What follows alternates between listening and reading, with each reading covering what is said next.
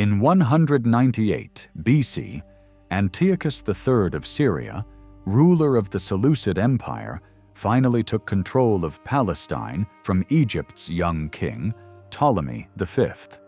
But 10 years later, his victory was undone when his armies faced the Roman legions at Magnesia in Asia Minor. The defeat was crushing.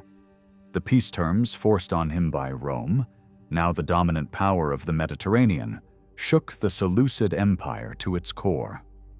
Over the next 3 reigns, fear of another confrontation with Rome never faded.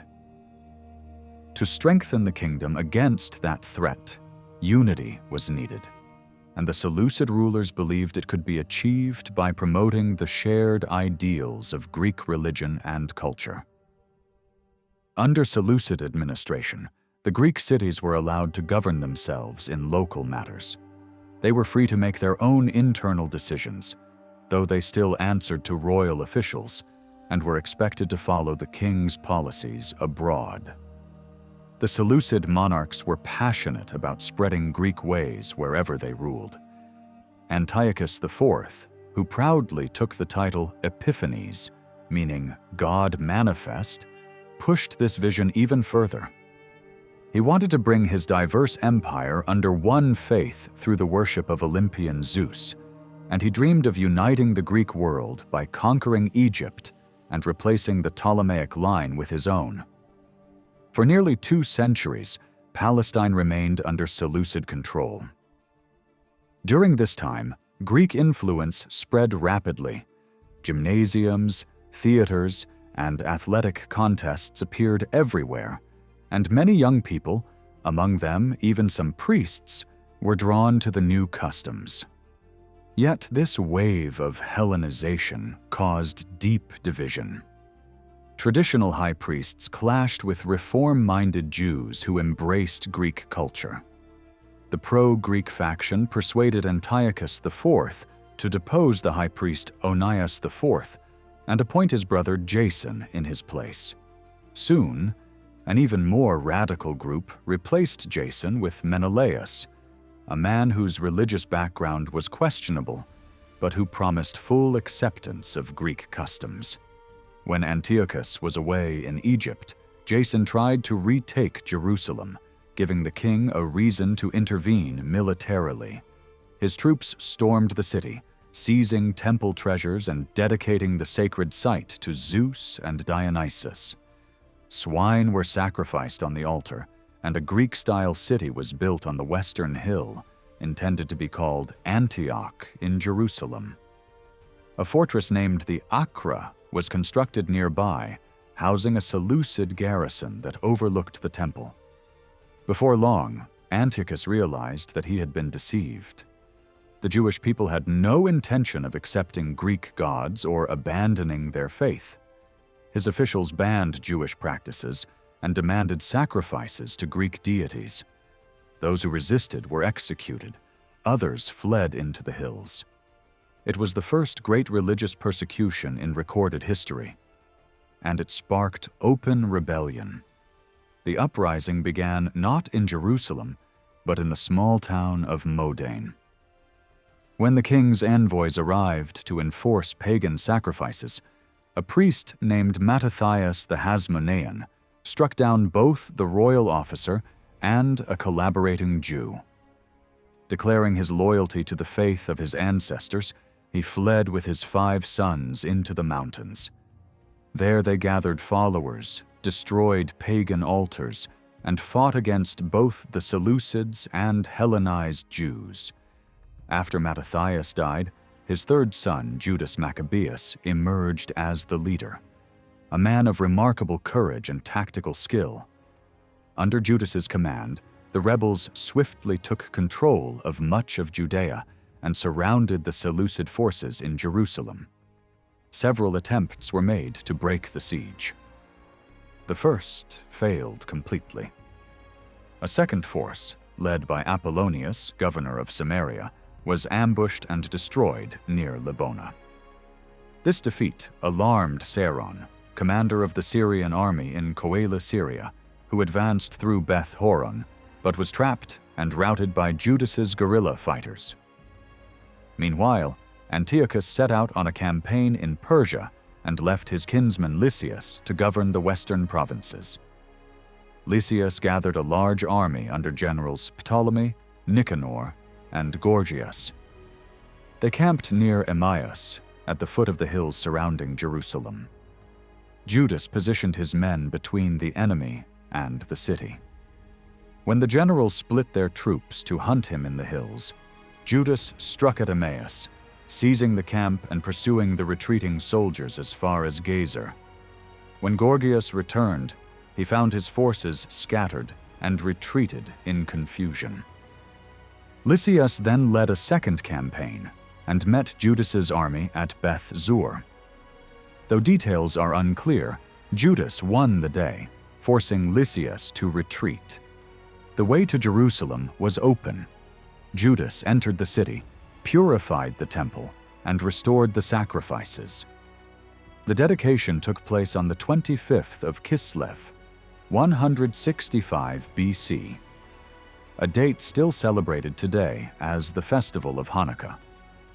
Afterward, Judas and his brother Simon turned north to rescue Jewish communities in Galilee and Gilead, who were suffering under hostile neighbors. Many refugees were brought back to Jerusalem, and the rebels struck back against cities like Jaffa and Jamnia for their attacks on Jews. During these campaigns, Antiochus IV died in Persia, and his young son, Antiochus V Eupator, succeeded him. Seeking to re-establish control, the new king sent another army against Judea. Once again, battle was joined at Beth Zur, but this time Judas was forced to fall back to Gophna.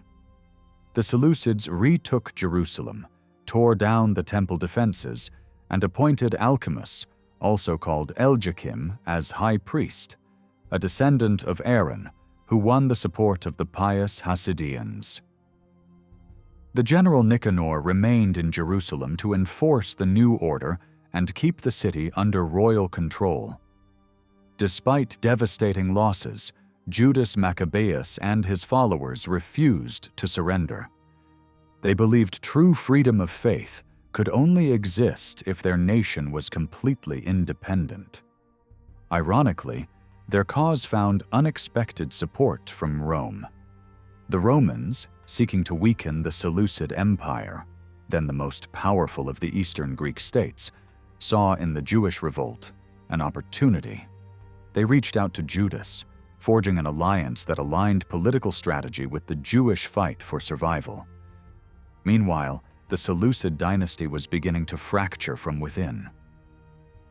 Antiochus IV had taken the throne by displacing his nephew Demetrius, son of the previous ruler Seleucus IV.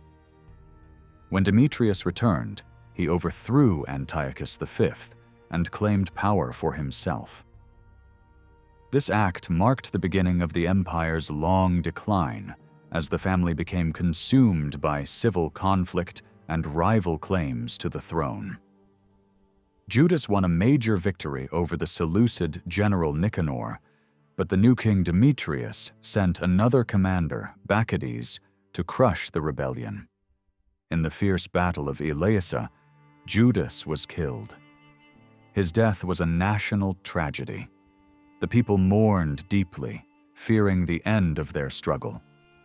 Leadership passed to Jonathan, the youngest son of Mattathias, who led the surviving rebels into the Judean wilderness.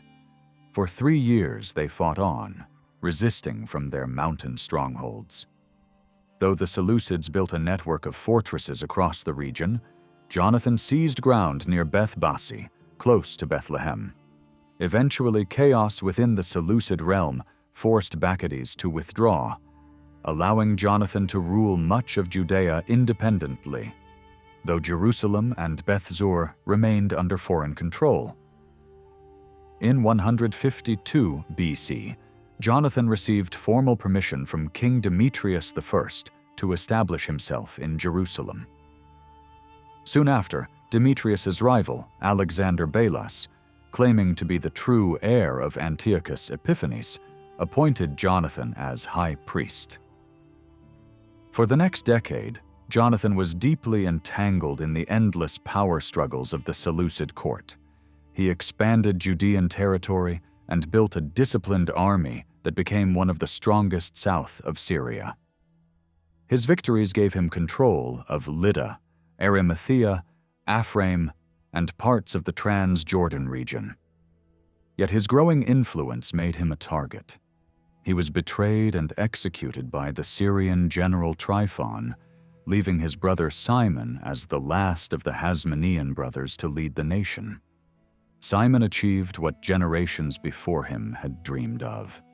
In 143 BC, he demolished the fortress of the Acra, ending the foreign occupation of Jerusalem.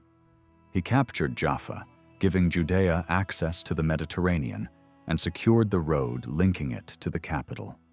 By 141 BC, Simon had gained full independence from the Seleucids and began minting his own coins, a powerful symbol of sovereignty.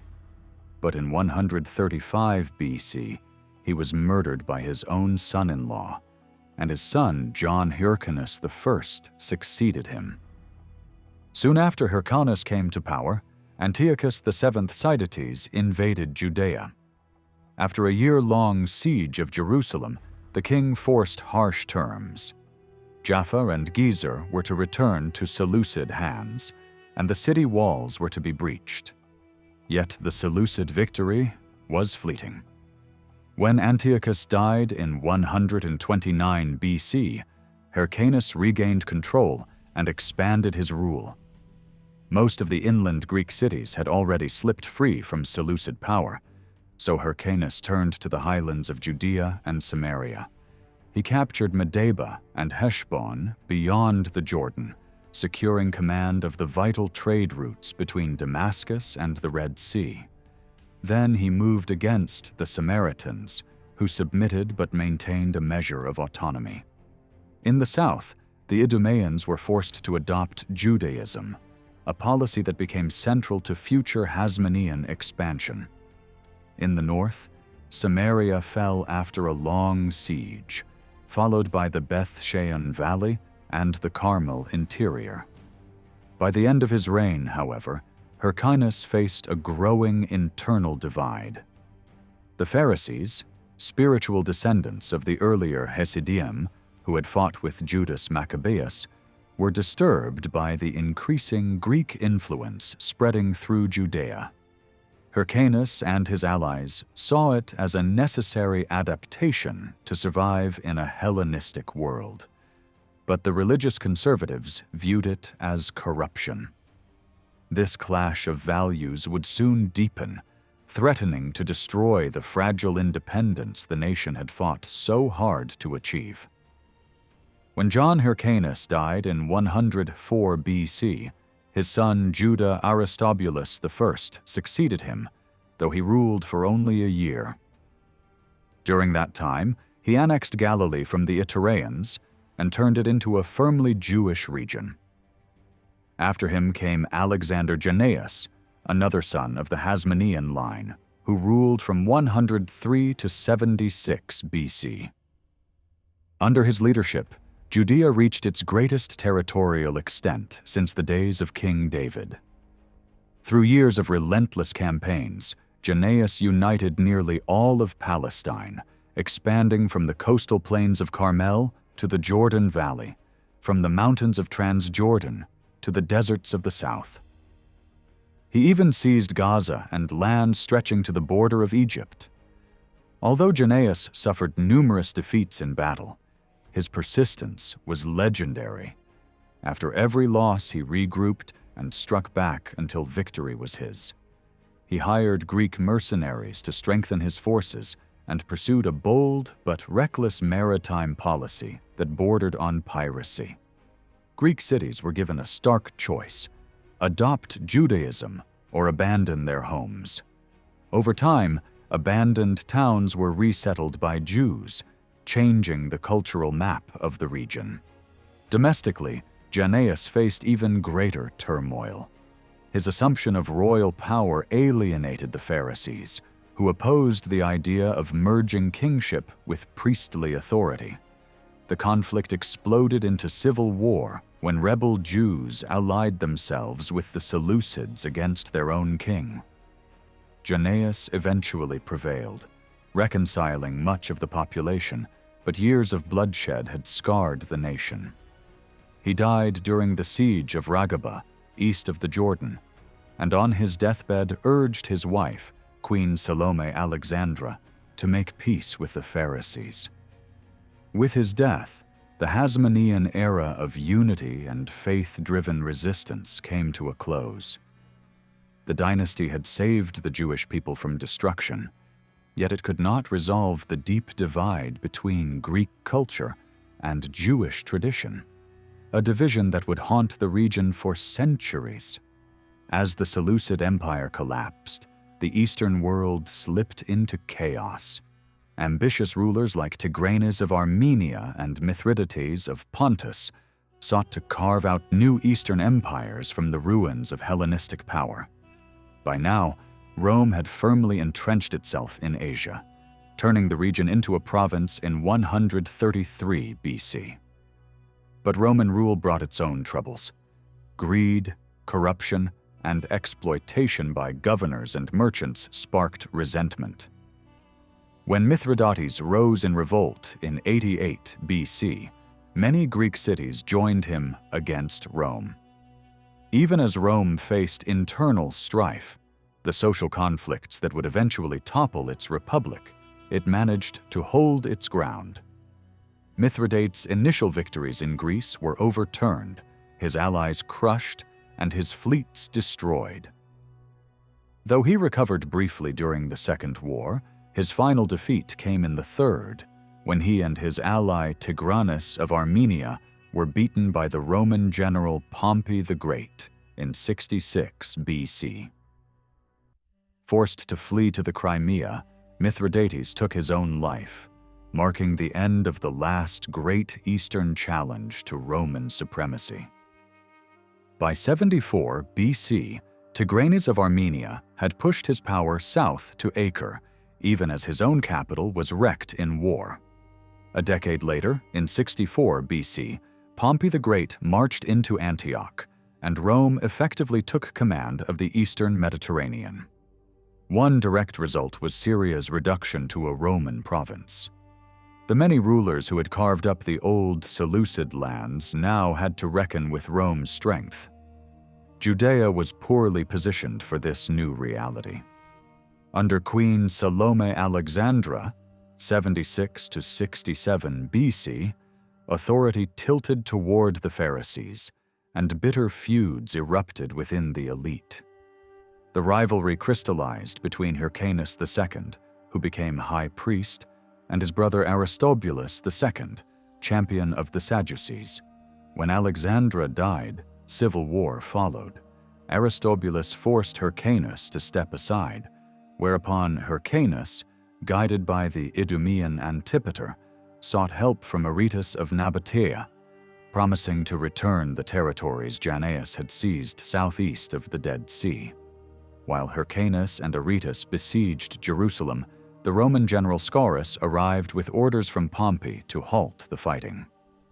The coalition fell back to Philadelphia, only to be defeated by Aristobulus near the Jordan at a place called Papyron. At this point, Rome tightened its grip. Pompey summoned both brothers to Damascus and, after hearing their cases, chose to back the weaker claimant, Hyrcanus. Aristobulus resisted and was seized at Alexandrium in the Jordan Valley, yet his partisans held out on the Temple Mount until 63 BC, when Roman troops stormed the sanctuary. Pompey had two goals in Judea: assert Roman supremacy and revive Hellenistic civic life in the region's Greek cities. Rome's treatment varied by nation. Syria was annexed outright. The remote Nabateans lost Damascus but kept their core lands. The Itureans surrendered coastal towns but gained ground in the Bashan. The Jews fared harshly. They retained only Judea, eastern Idumea, Galilee, and Jewish Perea across the Jordan. Cities taken by Hyrcanus and Judea were stripped away. East of the Jordan, Pompey grouped these towns, with Scythopolis, into the Decapolis to strengthen their defense. Hyrcanus, aided by Antipater II, governed what remained of the Jewish state. Coastal and Transjordan Greek cities were restored quickly, while inland centers revived more slowly. Only Samaria and Scythopolis returned at once. Pompey's successor, Gabinius, faced repeated uprisings by Aristobulus and his son Alexander, needing 3 campaigns to crush them. He even attempted to partition Judea into 5 districts: Jerusalem, Jericho, Amathus, Adorium, and Sepphoris, each with its own Sanhedrin. But the scheme failed. Then Rome's own civil war reshaped the East. Antipater backed Julius Caesar in Alexandria, and after Caesar's victory, Hyrcanus was made ethnarch, while Antipater became administrator, epitropos, of Judea. Caesar restored Jaffa and the Jezreel Valley to Jewish control, but refused to reinstate Aristobulus's heirs. Antipater placed his sons Phasael over Jerusalem and Herod over Galilee. After Antipater's assassination in 42 BC, the brothers continued under Roman patronage. Herod, ruthless in suppressing Galilean rebels, was summoned before the Sanhedrin but defied the court and escaped punishment. Pompey's settlement, held until Caesar's assassination in 44 BC, unleashed turmoil. Power in the east swung among the Republican survivors, then the triumvirs Antony and Octavian, and finally Antony allied with Cleopatra. In the confusion, Hasmonean loyalists and ambitious Idumeans alike sought advantage. Antigonus, the surviving son of Aristobulus II, attacked Herod in 43 BC and lost.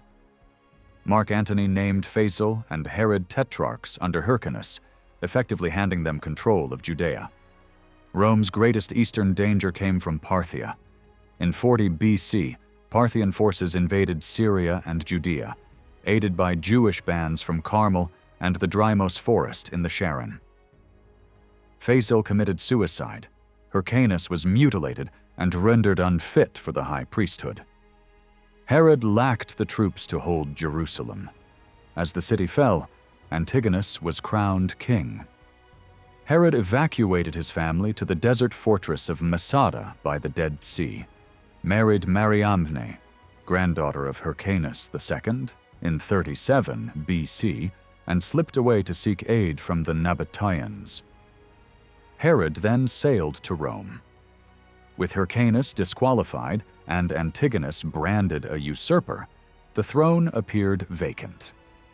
Octavian and Mark Antony proposed Herod as King of the Jews, and the Senate agreed.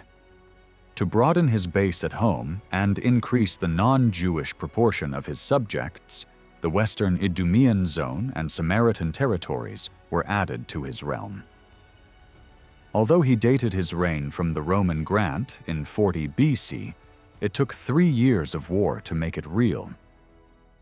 Landing at Ptolemais, Herod seized Jaffa, relieved his family at Masada, and pressed a siege of Jerusalem while capturing Sepphoris, 39 to 38 BC. He also demonstrated loyalty to Rome by joining Antony at Samosata on the Euphrates, winning praise and support. In 37 BC, he finally crushed resistance in Jerusalem. Casualties were severe. Antigonus was executed on Antony's orders, ending Hasmonean rule. Herod then faced the harder task, securing acceptance among his Jewish subjects.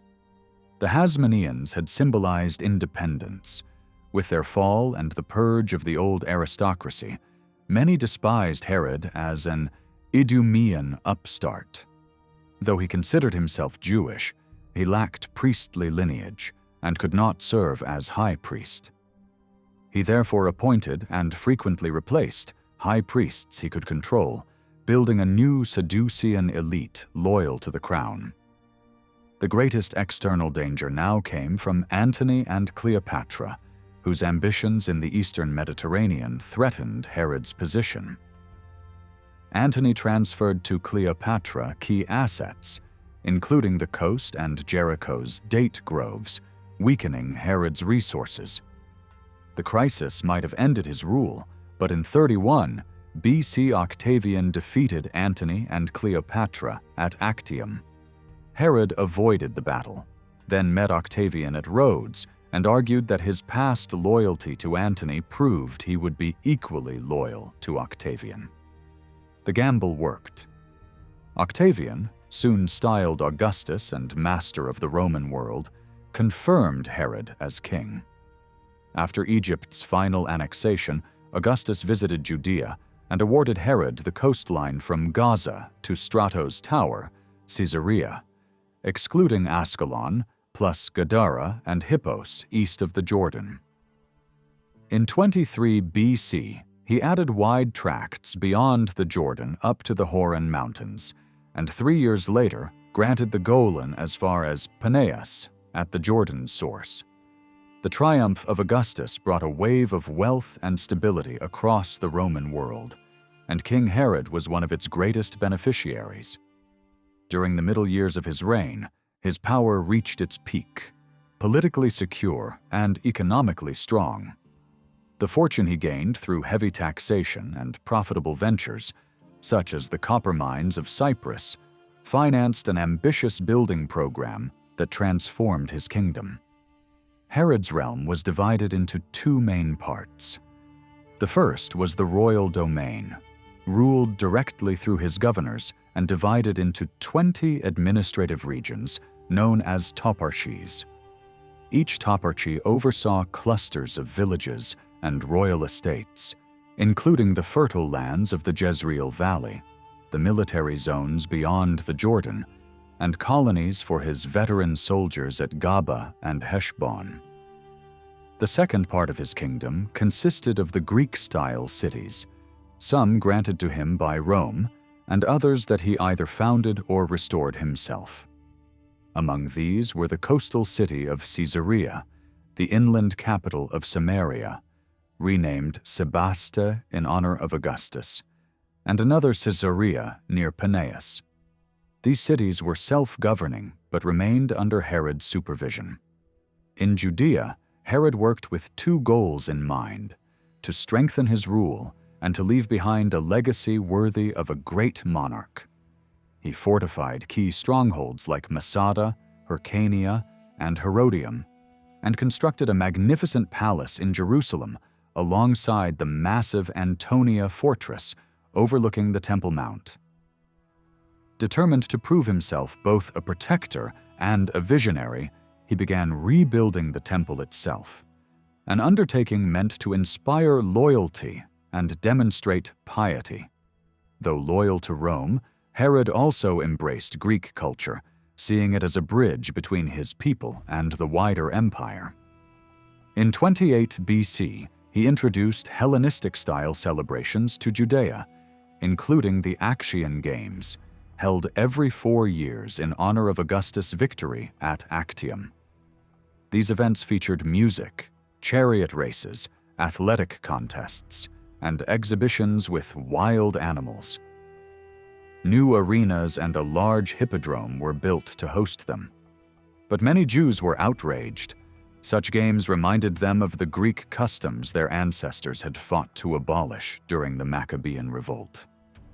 To them, this revival of Hellenic practices was a dangerous betrayal of their faith. Even in architecture, Herod faced challenges. Forbidden by Jewish law to depict human or animal forms, he decorated his buildings instead with designs of armor and trophies, motifs that only deepened suspicion among his people. His Greek-inspired projects provoked resentment so intense that at one point an assassination attempt was made against him. Unable to fully express himself within Judea, Herod turned his ambitions outward, investing in great cities beyond its borders. In Samaria, he founded Sebaste, named after Augustus, and along the coast he built the thriving port of Caesarea. opening new trade routes that connected his kingdom to the Mediterranean world. His generosity extended far beyond his realm. He funded temples, theaters, and gymnasia across the eastern provinces, from Damascus and Tripolis to Tyre and Sidon, earning admiration among the Greeks, though not from his own people. To many Jews, Herod remained a tyrant, and some rabbis declared that his reign was a punishment sent by God. Still, he continued to carry out acts of devotion within Judea. He built monumental tombs for the patriarchs in Hebron and a shrine to Abraham nearby. His greatest achievement, however, was the rebuilding of the temple itself, begun around 20 BC. To calm public doubt, Herod promised not to dismantle any part of the old structure until all new materials were ready. Thousands of workers were employed, and even priests were trained as builders, so that sacred areas would not be defiled by laymen. Herod often claimed the project was a holy mission, yet many believed he was driven less by faith than by guilt, an attempt to atone for his earlier brutality, including the killing of Jewish scholars. His life was marked by this contradiction, a ruler torn between loyalty to Rome and duty to his faith, striving to reconcile Jewish tradition with Greek and Roman culture. He knew that failure to find that balance could destroy both his dynasty and the fragile peace he had built. Herod lived into his late 60s, but spent his final years tormented by disease and paranoia. In his last acts of cruelty, he executed several of his own sons and even ordered the death of his heir, Antipater, only days before dying. He passed away hated by nearly everyone: his family, his people, and his court. His body was laid to rest in the monumental fortress of Herodium. After his death in 4 BC, Judea erupted in rebellion. The uprisings were eventually crushed by the Roman governor of Syria, Varus, who restored order with brutal efficiency. The question of succession was then settled in Rome. Augustus divided Herod's kingdom among his surviving sons. Archelaus received Judea, Samaria, and the coastal cities. Herod Antipas was given Galilee and Perea, and Philip ruled the territories east of the Jordan. Archelaus proved unpopular and was deposed after 9 years, his lands placed under direct Roman administration. Antipas remained until AD 39, when Emperor Caligula removed him, while Philip ruled peacefully until his death. In the decades leading to the Jewish War, the nation grew divided. 3 groups emerged: the Herodians, who favored collaboration with Rome and accepted Greek customs; the Sadducees, the temple elite who sought stability through compromise; and the Zealots, fierce nationalists who rejected foreign rule altogether. The Pharisees stood between them, a smaller but influential group devoted to religious law and spiritual purity. Herod's grandson, Agrippa I, tried to restore balance. Raised in Rome, he won the favor of the emperors Caligula and Claudius. Under Caligula, he received Philip's former lands, and later, when Antipas was removed, his domains as well. Claudius rewarded his loyalty by adding Judea and Samaria, nearly restoring the kingdom of Herod the Great. But Agrippa's rule was brief. He died in AD 44, and his teenage son Agrippa II was deemed too young to govern. Rome reinstated direct control through its procurators, marking the end of Jewish autonomy. The Roman administration, however, never truly understood the complexity of Judea or the deep spiritual currents of its people. As Strabo later noted, Rome placed Judea among its lesser imperial provinces, those governed not by senators but by equestrian officials, as if it were a troublesome borderland.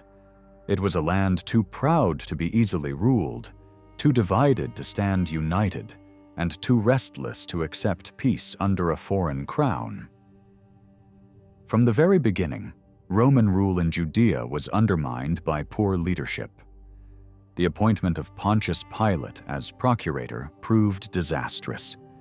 His administration was marked by two grave misjudgments that inflamed public anger. First, he allowed the Roman legions to march into Jerusalem carrying their military standards, an act Jews regarded as sacrilege within the holy city. Later, he went even further, seizing funds from the temple treasury to finance the construction of an aqueduct. The resulting outrage led to violent clashes and deepened the people's resentment toward Roman authority. Not all governors were failures. Some, like Tiberius Alexander, a Jew who had embraced Roman service, governed with skill and restraint. But the last of them, Albinus and Florus, were known for greed and cruelty. Their corruption and brutality finally drove the nation into open rebellion against Rome. Historians are fortunate that the events of Roman Palestine are better documented than almost any other province of the empire, apart from Egypt. This abundance of evidence offers a rare glimpse into how Rome managed diverse and often restless societies. Most of what we know, however, comes from a single remarkable source, the Jewish historian Flavius Josephus. Additional insight comes from the philosopher Philo of Alexandria, who described several episodes from the province's history and from the writings of the New Testament, which provide incidental yet valuable details. The Roman viewpoint, by contrast, is less well preserved. Writers such as Suetonius mention only the campaigns of Vespasian and Titus in Judea. Tacitus, in his histories, offers brief comments on the province, though much of his work on this period has been lost. When he does refer to Judea, it is usually to highlight the misconduct of Roman officials. Otherwise, he dismissively claims that all was peaceful under Tiberius. His portrayal of the Jews reflects the prejudices of his time. He saw their customs as strange, their beliefs as defiant and corrupt, and their religion as an affront to Roman values. Only when the province erupted into full-scale war, involving 2 future emperors and 4 legions, did Tacitus consider it worthy of attention. To the Roman mind, Judea was a small, troublesome corner of the empire, its uprisings seen as local disturbances, not matters of imperial importance. This leads to the great question historians still ask. Why did the Jews choose to revolt against Rome? What drove them to challenge the greatest power in the world? Despite the wealth of surviving sources, a clear answer remains elusive. Much of what we know depends again on Josephus and his monumental work, The Jewish War. Yet his writings are surrounded by controversy. Once a commander in the Jewish resistance, Josephus later defected to the Roman side, gaining favor with his former enemies. His unique position, as both participant and survivor, casts a shadow over his credibility. Some scholars argue that his accounts are too self-serving to be trusted, pointing to the contradictions between his various works, especially the conflicting details about his command in Galilee. Others defend him, believing that despite his bias and personal motives, Josephus remains an invaluable witness to one of history's most dramatic conflicts.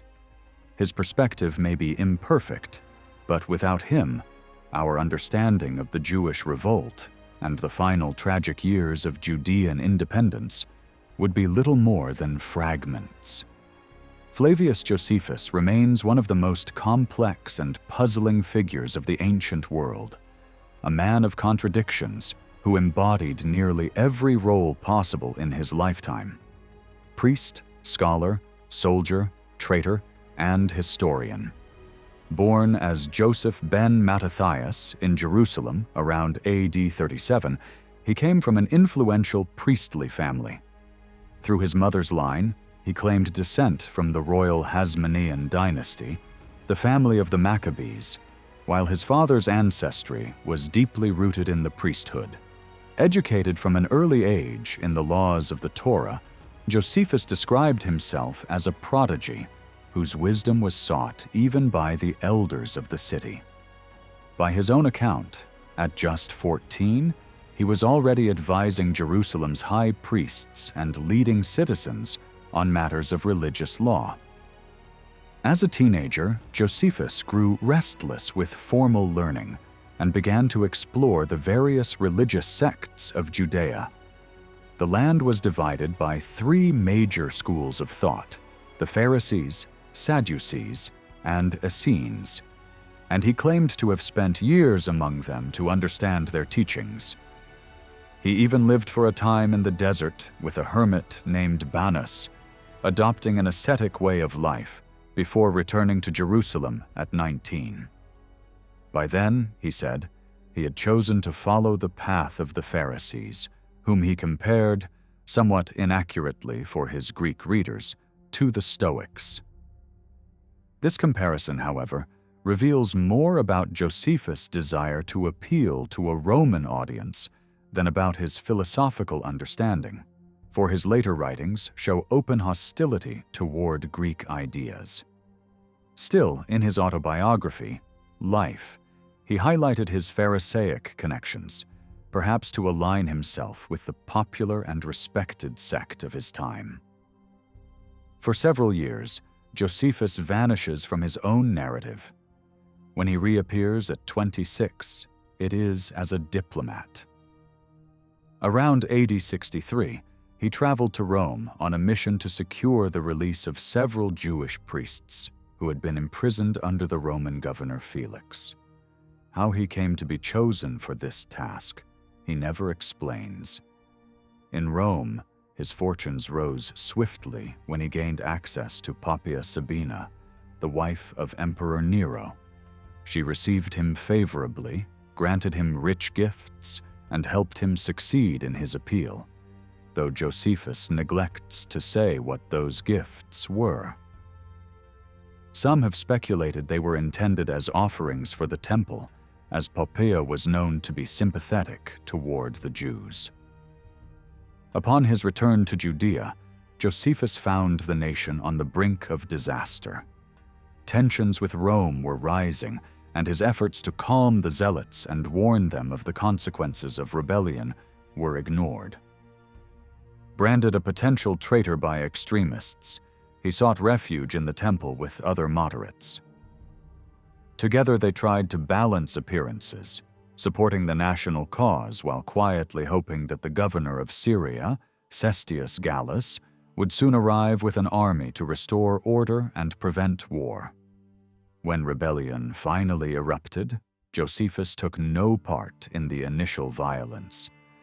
But after Cestius suffered a crushing defeat near Jerusalem, the rebel government reorganized and placed Josephus in command of Galilee and the stronghold city of Gamala. It was an extraordinary appointment for a man barely 30, with little to no military experience. In Life, he portrays his mission as diplomatic, sent to persuade armed factions to stand down and reserve their weapons for trained soldiers. Yet in the Jewish war, he paints a very different picture, describing himself as a commander who drilled troops according to Roman military discipline and fortified cities for battle.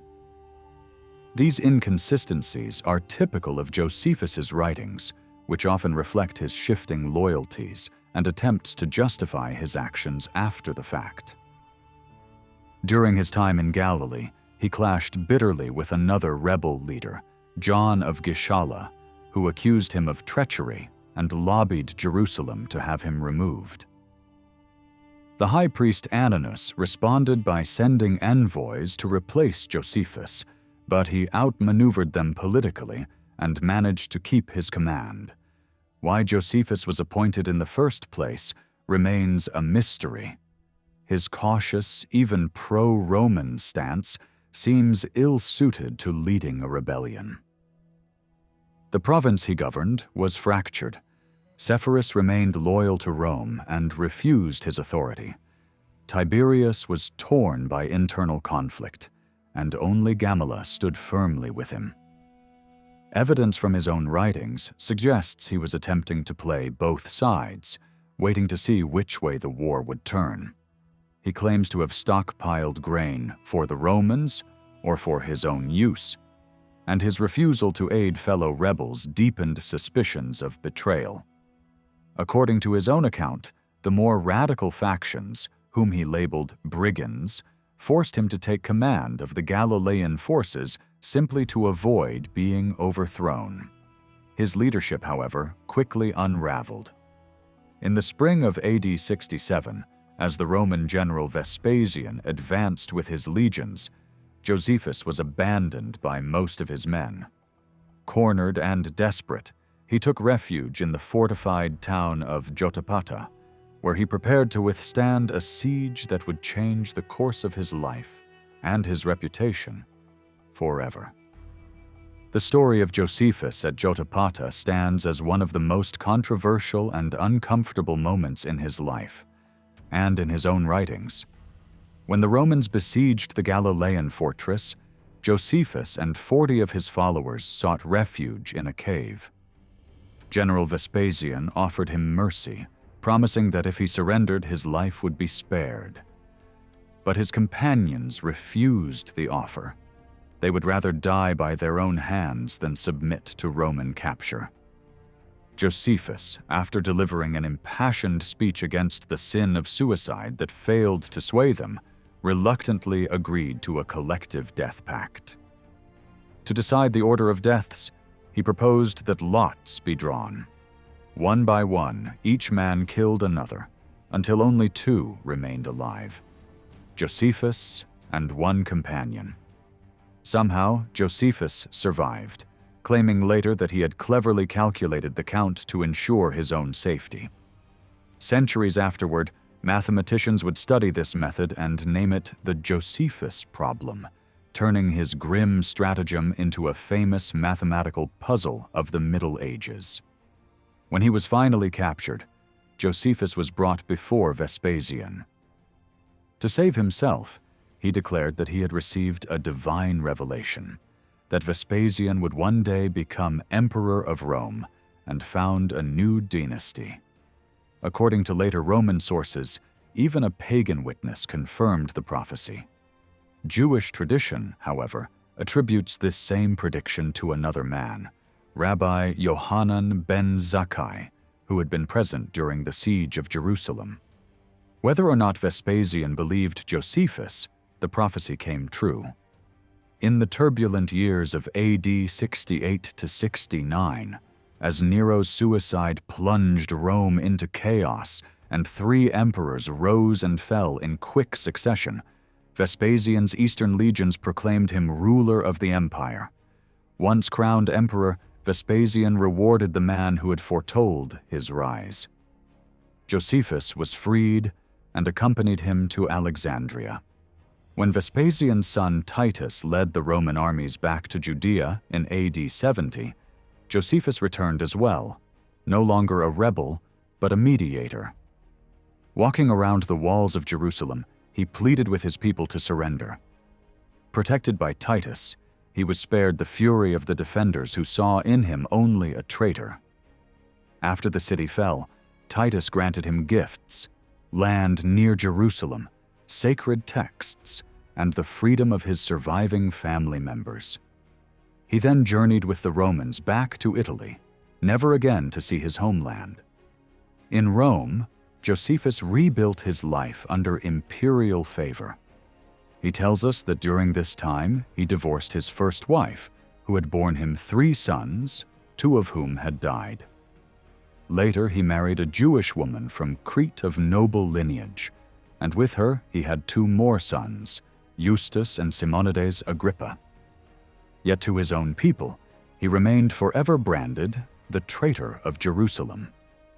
Many found it unbearable that he could write of Jotapata with pride, turning survival into self-congratulation.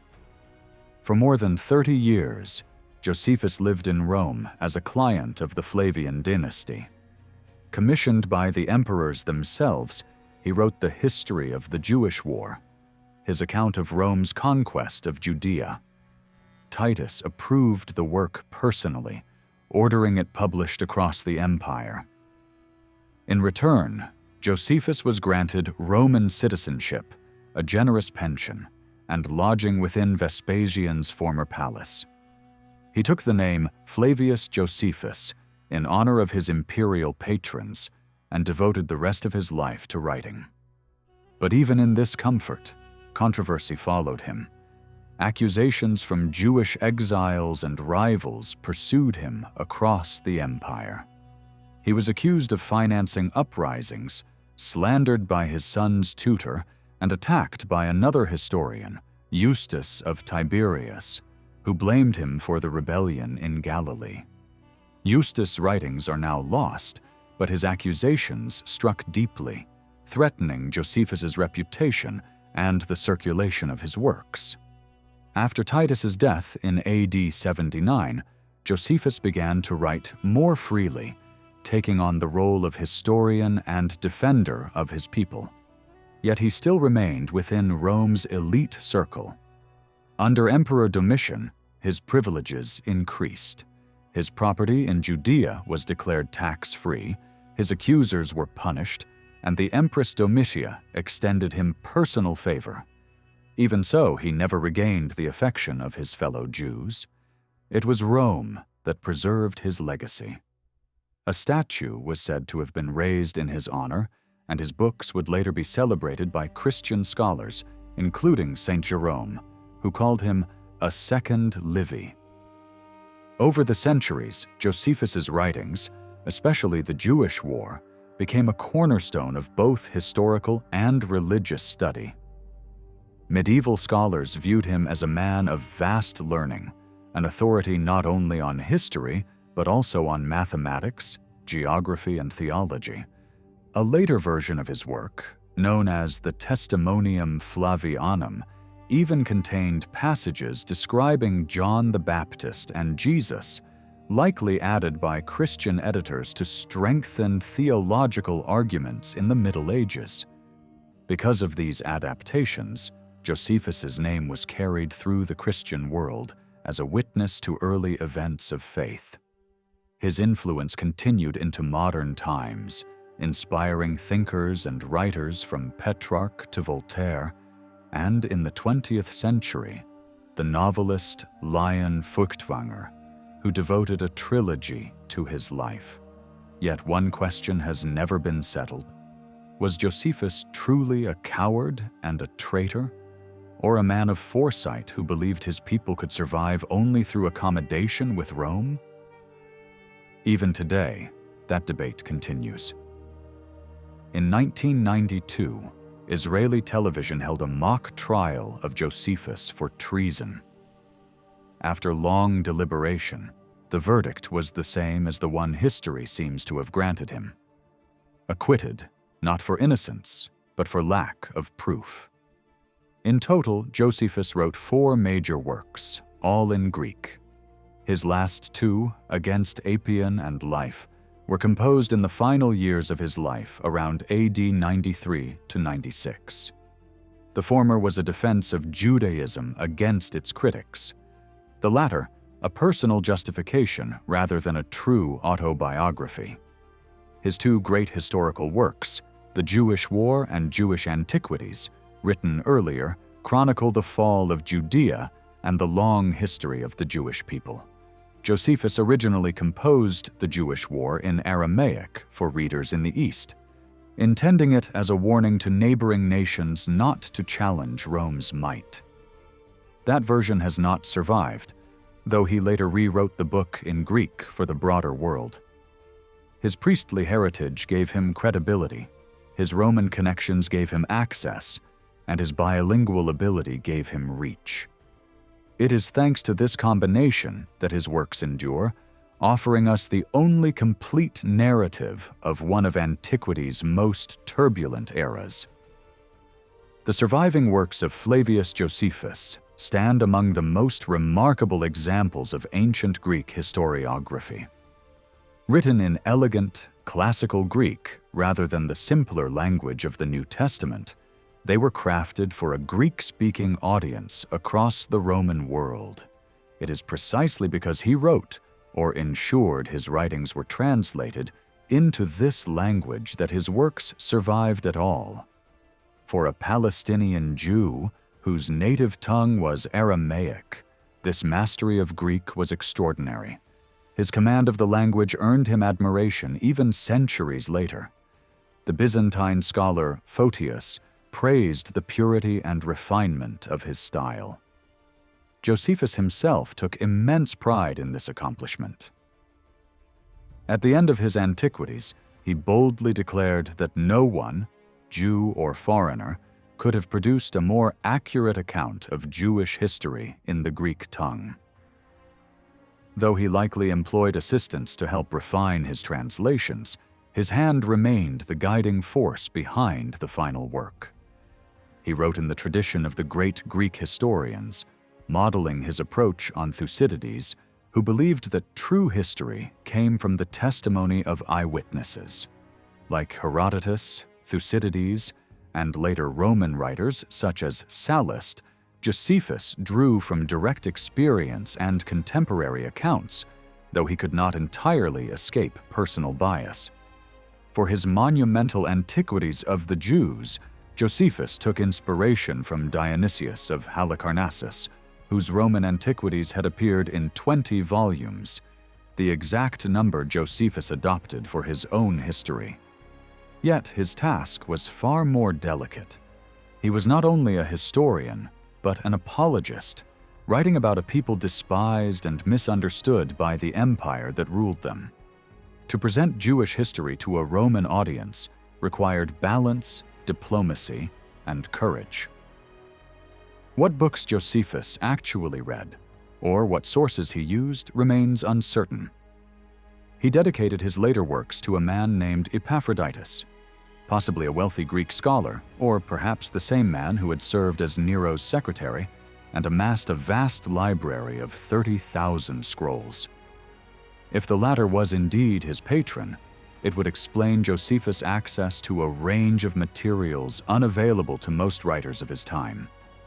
Still, it is doubtful that many written sources existed for the early periods he describes, especially the years immediately following the death of Herod the Great. For much of his early history, Josephus relied almost entirely on the Bible, particularly the Greek translation known as the Septuagint.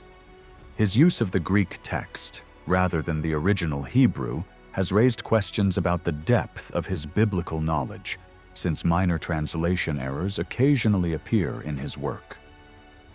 Alongside Scripture, he drew on ancient Jewish traditions and oral legends, especially in his accounts of Moses and the patriarchs. He may also have borrowed from earlier Hellenistic writers, such as Demetrius and Artapanus, who had reinterpreted biblical history for Greek audiences. When discussing the law, Josephus followed the principles of Palestinian religious practice and likely made use of priestly records preserved within the temple archives. For later periods, where biblical sources were lacking, he turned to contemporary historians. His portrait of Herod the Great, for instance, depended heavily on the writings of Herod's personal biographer, Nicholas of Damascus. Yet Josephus's treatment of Herod changes dramatically between his two major works. In the Antiquities, Herod appears almost heroic, an image clearly drawn from Nicholas's flattering account. In the Jewish War, however, Josephus adopts a harsher tone that reflects popular resentment in Jerusalem. For the Roman era, he may have consulted imperial records and military journals, especially those of Vespasian and Titus. These sources were likely available to him while living in Rome. and scholars have long debated how much his descriptions of the siege of Jerusalem owe to official Roman reports. Josephus himself, however, claimed that he drew from personal notes and eyewitness testimonies from defectors who had witnessed the events inside the city. It is also possible that he was familiar with the works of historians like Strabo and Polybius, though the evidence for this is uncertain. His use of sources has long been a point of contention. Josephus did not hesitate to adapt or omit material to suit his message. While generally faithful to the biblical record, he often modified details to present Judaism in a favorable light. One striking example appears in his retelling of Daniel's interpretation of Nebuchadnezzar's dream. In Josephus's version, the prophecy of the fourth kingdom, commonly understood to represent Rome, was softened. He omitted the vision of the iron mixed with clay and the divine kingdom that would rise to destroy all others. As a Roman citizen writing under imperial patronage, Josephus had little choice but to avoid passages that foretold Rome's downfall. He also showed a talent for using narrative as a tool of persuasion. When recounting Alexander the Great's supposed visit to Jerusalem, for instance, he reshaped the story into a tale that glorified the Jewish people and portrayed their faith as divinely honored. Such embellishments reveal Josephus's skill as a storyteller, but also his willingness to adjust fact for the sake of reputation and faith.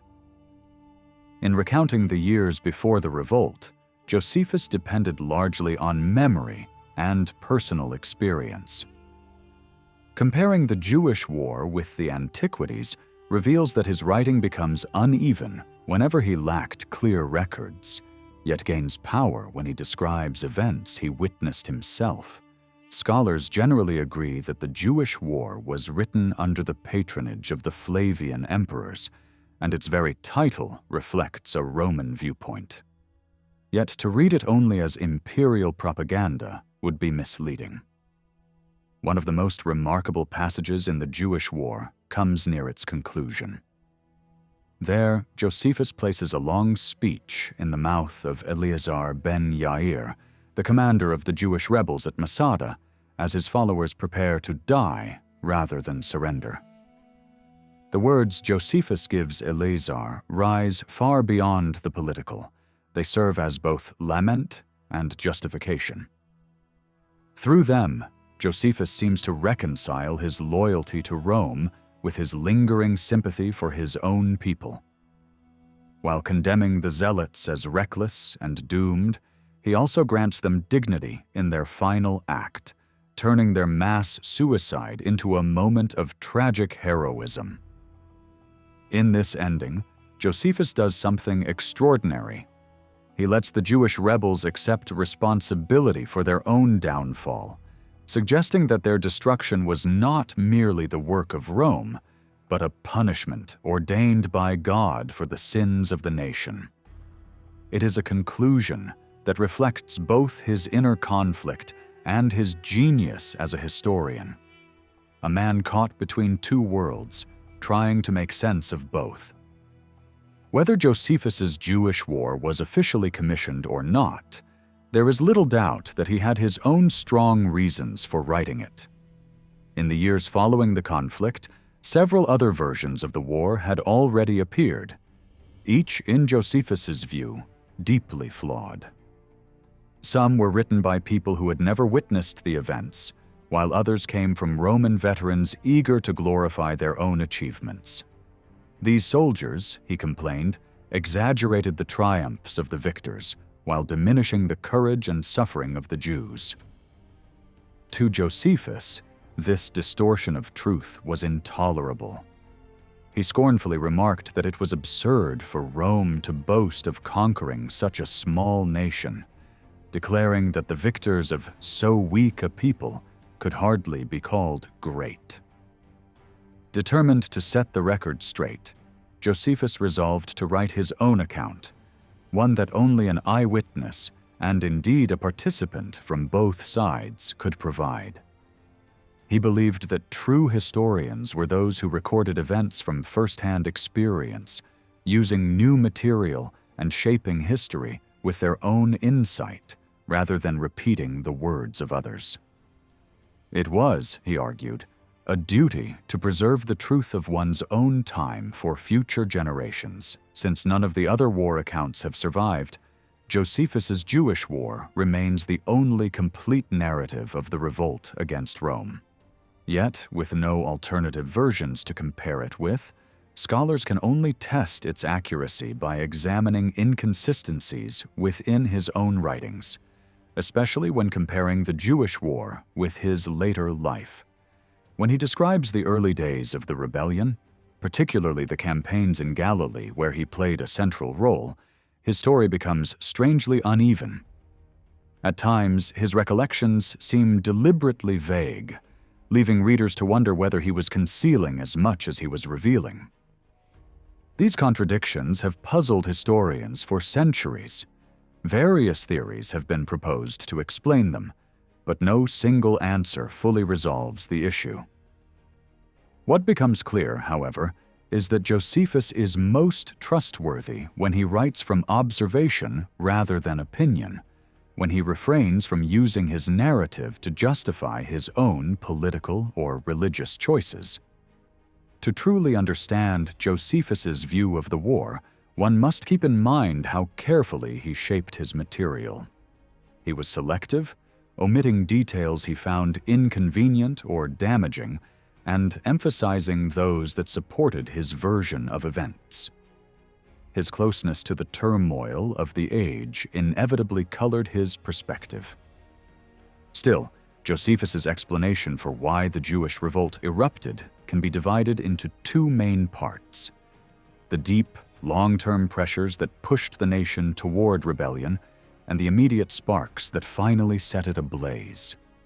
Both, in his mind, revealed not just a political disaster, but a moral and spiritual breakdown within the heart of Judea itself. Aside from the Peloponnesian War, described by Thucydides in ancient Greece, no other conflict of antiquity has been preserved in such extensive detail as the Jewish War. And for that, history owes much to Josephus. Yet, even his writings leave significant gaps. The social, cultural, and political differences between Judea and other Roman provinces make it difficult to draw clear parallels with other revolts within the empire.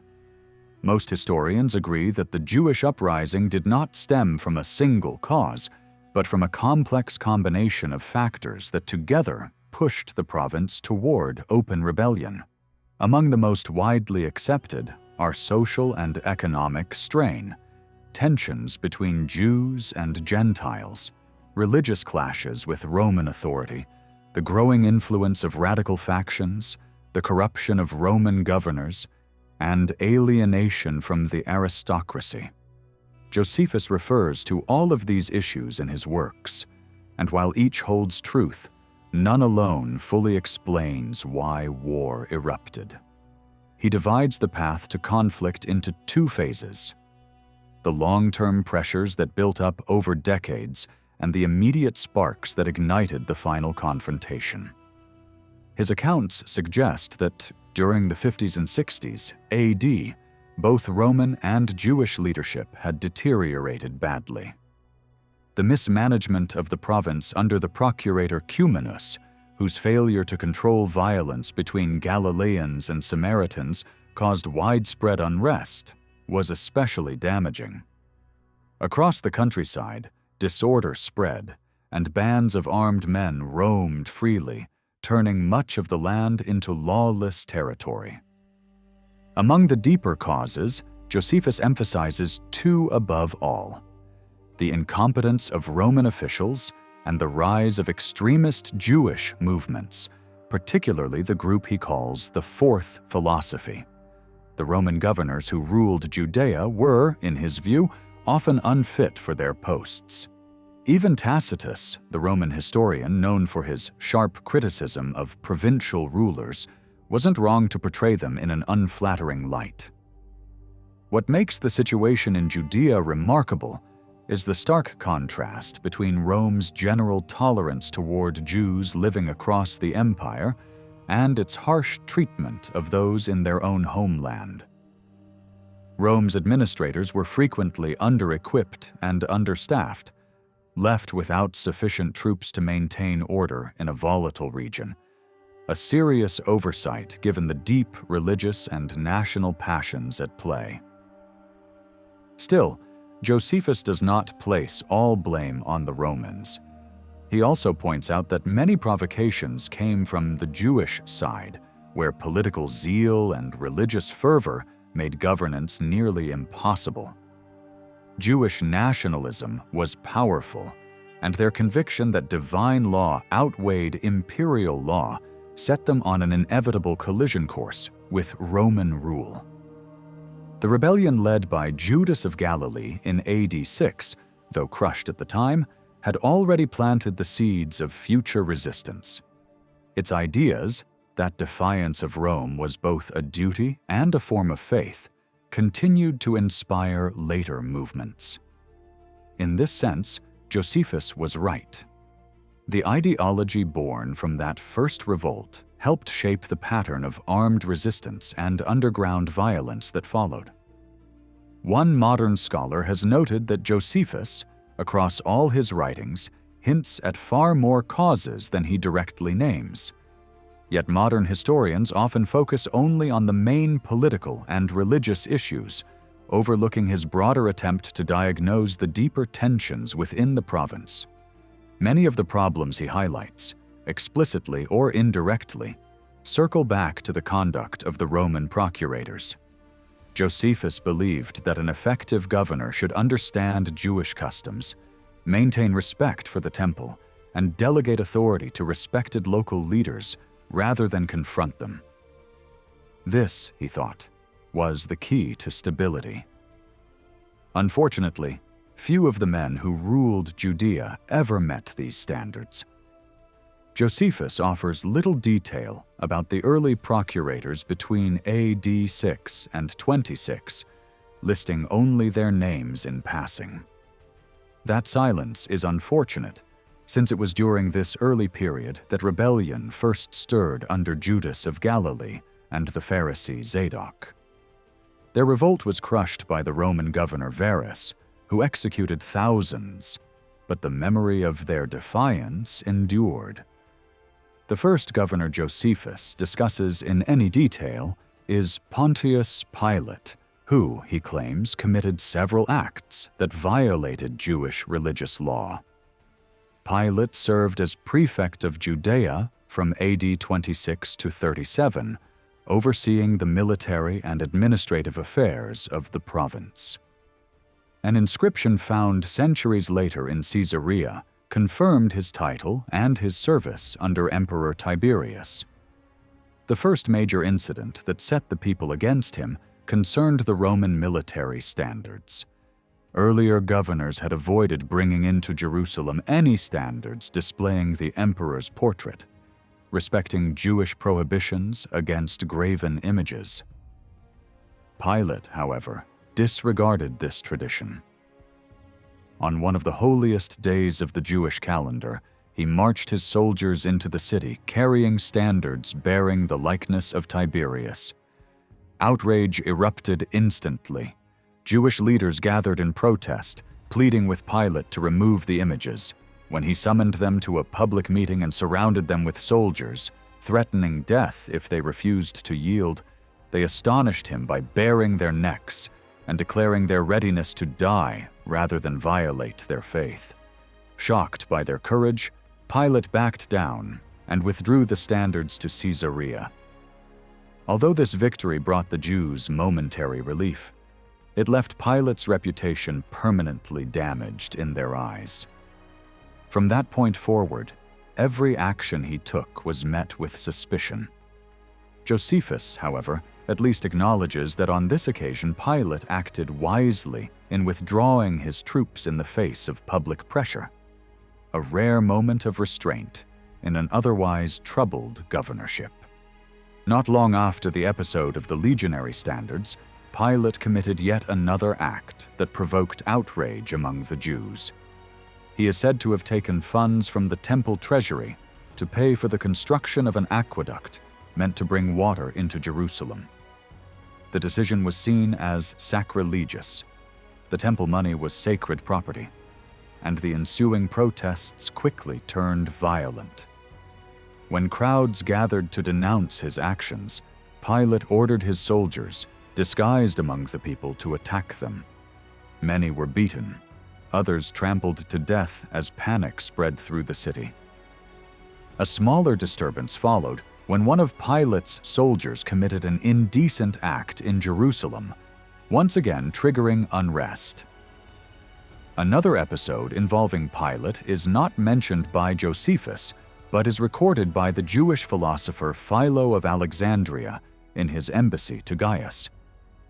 Philo describes how Pilate placed gilded shields dedicated to Emperor Tiberius on the walls of Herod's former palace in Jerusalem, his official residence.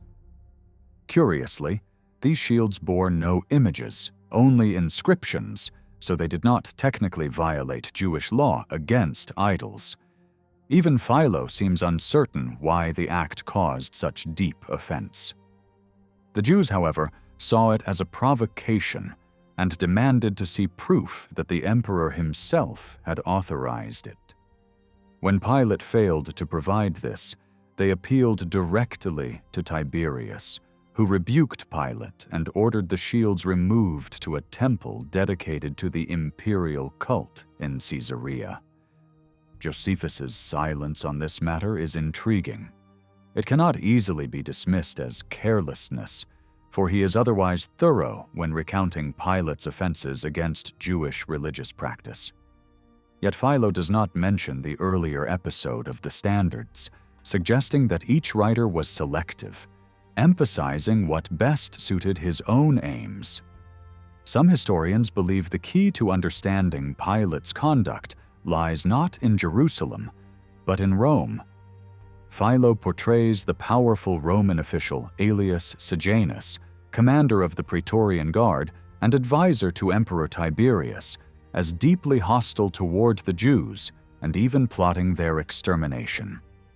Early Christian writers later linked Sejanus's anti-Jewish policy to divine punishment for the crucifixion of Christ. It is possible that Pilate, whether acting on Sejanus's instructions or seeking to impress him, deliberately provoked the Jews to demonstrate his loyalty to Roman authority. Sejanus's influence was immense at the time, and Pilate may have believed that such gestures would advance his career. Evidence for this theory is strengthened by Pilate's coinage. He issued a series of bronze coins in the late 20s and early 30s AD that featured pagan symbols such as the Simpulum and Lituus, sacred objects in Roman religion. For Jews, who were required to handle these coins in daily transactions, the imagery was deeply offensive. The dates of the coins correspond with the height of Sejanus's power, and when Sejanus was later executed for treason, Pilate likely feared that his earlier provocations might now be viewed unfavorably by Tiberius. His subsequent dedication of the gilded shields and the construction of a grand building known as the Tiberium in Caesarea may well have been attempts to demonstrate loyalty to the emperor and distance himself from Sejanus's memory. Even if this interpretation explains Pilate's motives, it raises another question. Why did Josephus choose not to mention it? The most plausible reason is that he lacked access to information about internal Roman politics. His focus remained provincial, and in his portrayal, Pilate's story was framed as a series of confrontations between the governor and the Jewish populace, rather than between Rome's officials. In Josephus's accounts, the common people always appear as the force opposing Pilate, while the actions of the high priests and notables are largely invisible. Yet the episode of the shields shows that the Jewish elite could act decisively, appealing directly to the emperor and winning their case.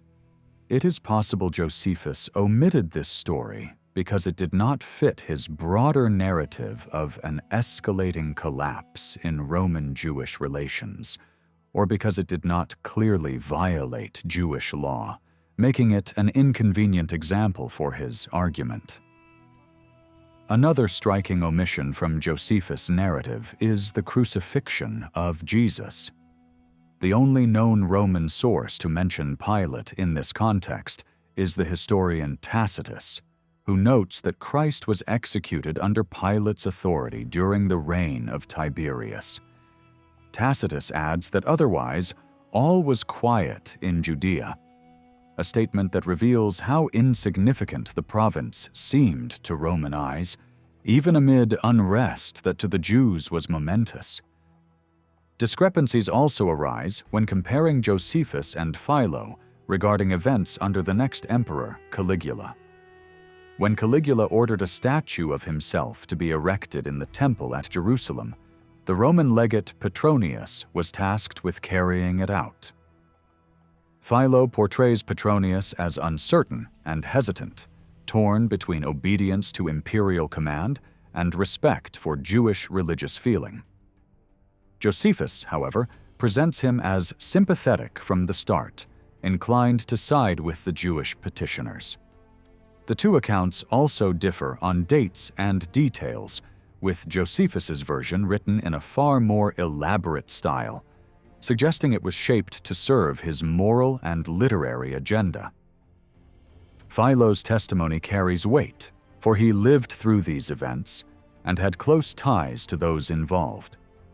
While in Rome, he led an embassy on behalf of the Alexandrian Jews and met with King Agrippa I, who interceded with Caligula to prevent the sacrilege. Philo also records that Petronius had studied Judaism before taking office, preparing himself to handle religious disputes wisely. Josephus, on the other hand, describes Petronius as needing the Jewish laws explained to him, a detail that seems inconsistent with Philo's account. Modern scholars suggest that Josephus had not read Philo's work, and instead crafted Petronius into a model of the good Roman governor, a man of reason and compassion used as a foil against less capable officials. In this way, Josephus illustrated his recurring belief that understanding and compromise between Rome and Judea could have preserved peace. By contrast, he expresses genuine approval of two later procurators, Cuspius Fadus and Tiberius Julius Alexander, praising them for respecting Jewish traditions and keeping the peace. In Antiquities, he gives a slightly more critical view, particularly of Fadus's attempt to control the sacred vestments of the high priest, though he still absolves him when Fadus backed down in response to objections. Both governors, Josephus notes, were effective in suppressing banditry, a major concern of the time. He especially commends Tiberius Julius Alexander for executing the sons of Judas of Galilee, whose followers continued to stir rebellion. Yet this seemingly tranquil period was deceptive. Other sources, including the Acts of the Apostles and Tacitus, refer to a severe famine around AD 51, one that Josephus barely mentions. He records a famine elsewhere in his writings, perhaps the same event, but omits its political consequences and the uprisings it sparked. To him, what mattered most was that the province remained under control, and that the governors punished the right kind of rebels, while sparing those loyal to Rome. Tiberius Julius Alexander, a nephew of Philo who had renounced Judaism, proved particularly skilled at maintaining order through non-interference in religious affairs. His ability to balance Roman interests with local customs won him praise from Josephus and advancement in his own career. He later became prefect of Egypt, one of the most prestigious posts in the empire. His success stood in stark contrast to most of Judea's governors, few of whom rose beyond their provincial command. Josephus admired Alexander not for his heritage, but for his restraint, a quality he considered essential for any ruler who wished to govern the turbulent province of Judea without ruin. The growing friction between Judea and its Roman governors became especially clear during the early years of direct imperial rule, when Roman officials struggled to grasp the complexities of Jewish society. Between AD 4 and 6, the gap in understanding between the two cultures was already wide, and as one historian later observed, the unique religious and social identity of the Jews was almost impossible to reconcile with the rigid expectations of Roman administration. From AD 48 to 66, 5 procurators governed the province, 3 of whom drew Josephus' sharpest criticism. The arrival of Ventidius Cumanus in AD 48 marked a decisive decline in Roman authority. Like Pilate before him, Cumanus repeatedly offended Jewish religious sensitivities, though Josephus's tone toward him is oddly less severe, despite the fact that his rule proved even more disastrous. The first major disturbance under Cumanus erupted during Passover. A Syrian soldier, stationed atop the Antonia fortress, insulted the worshippers gathered below with an obscene gesture. Some claimed that Cumanus himself had encouraged the act, while others demanded he punish the offender. Instead, when outraged worshippers began throwing stones, the procurator ordered reinforcements into the temple area. Panic swept through the crowds, and a deadly stampede followed. Josephus gives differing figures for the death toll, 30,000 in the Jewish War and 20,000 in Antiquities, but either number conveys the horror of the event. Soon afterward, another incident deepened tensions. When an imperial slave was attacked and killed on the road between Joppa and Jerusalem, Roman troops retaliated by raiding nearby villages, which they suspected of harboring rebels. During the raids, one soldier seized a sacred scroll of the law, tore it apart, and burned it before the horrified onlookers. Outrage spread rapidly, and it was only when Cumanus executed the guilty soldier that calm was restored. The final crisis of his administration came in AD 51, when violence broke out between Samaritans and Galilean Jews. A group of pilgrims from Galilee was ambushed and murdered while traveling through a Samaritan village on their way to Jerusalem. The Galileans appealed to Cumanus for justice, but he dismissed their pleas. When the news reached Jerusalem, anger exploded. The Sanhedrin and other elders tried to mediate and urged restraint, but their efforts came too late. The Galileans rose in arms, joined by militant leaders who rallied hundreds of men to their cause. They attacked Samaritan villages, setting them ablaze and spreading destruction through the countryside. Tacitus later commented on the chaos, blaming the disaster on Cumanus's negligence and corruption. Although Josephus omits any mention of bribery, perhaps considering it slander, he agrees that Cumanus's failure to act decisively allowed the situation to spiral out of control. Eventually, Cumanus dispatched 6 military cohorts, supported by Samaritan auxiliaries, to crush the rebellion. Many Jews and Galileans were killed or captured.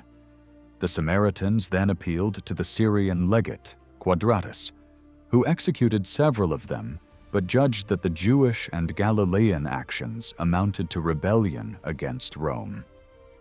He ordered the execution of all Jewish prisoners and exposed further plots, killing the ringleaders before sending Cumanus to Rome to face trial before Emperor Claudius. Among those sent to Rome in chains were the high priests Ananias and Jonathan, along with the captain of the temple guard. During Cumanus's absence, governance fell to Antonius Felix, who had previously served as military commander in Samaria. Thanks to the influence of King Agrippa II, the Jewish envoys were acquitted, and Jonathan successfully petitioned the emperor to confirm Felix as procurator, a remarkable appointment for a freedman. His brother Pallas, a powerful advisor to Claudius, undoubtedly played a role in securing the promotion. Tacitus paints Felix as a man of greed and brutality, a tyrant with the mind of a slave, while the Acts of the Apostles offers a somewhat more favorable portrait, likely shaped by political motives.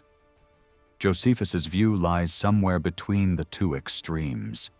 He portrays Felix not as vicious, but as weak and ineffective. The only moral failing he records is Felix's marriage to Drusilla, the daughter of Agrippa I, whom he persuaded to leave her husband. The union linked Felix to the Jewish royal house and, indirectly, to the imperial family. By this point, however, Judea's troubles had grown far more complex than a simple struggle between Jews and Romans. The province was now divided by factionalism within Jewish society itself. Rival nationalist groups, loosely associated with what Josephus calls the Fourth Philosophy, pursued differing political and religious goals. Combined with Rome's inability to impose consistent control, these divisions drew the region ever closer to collapse.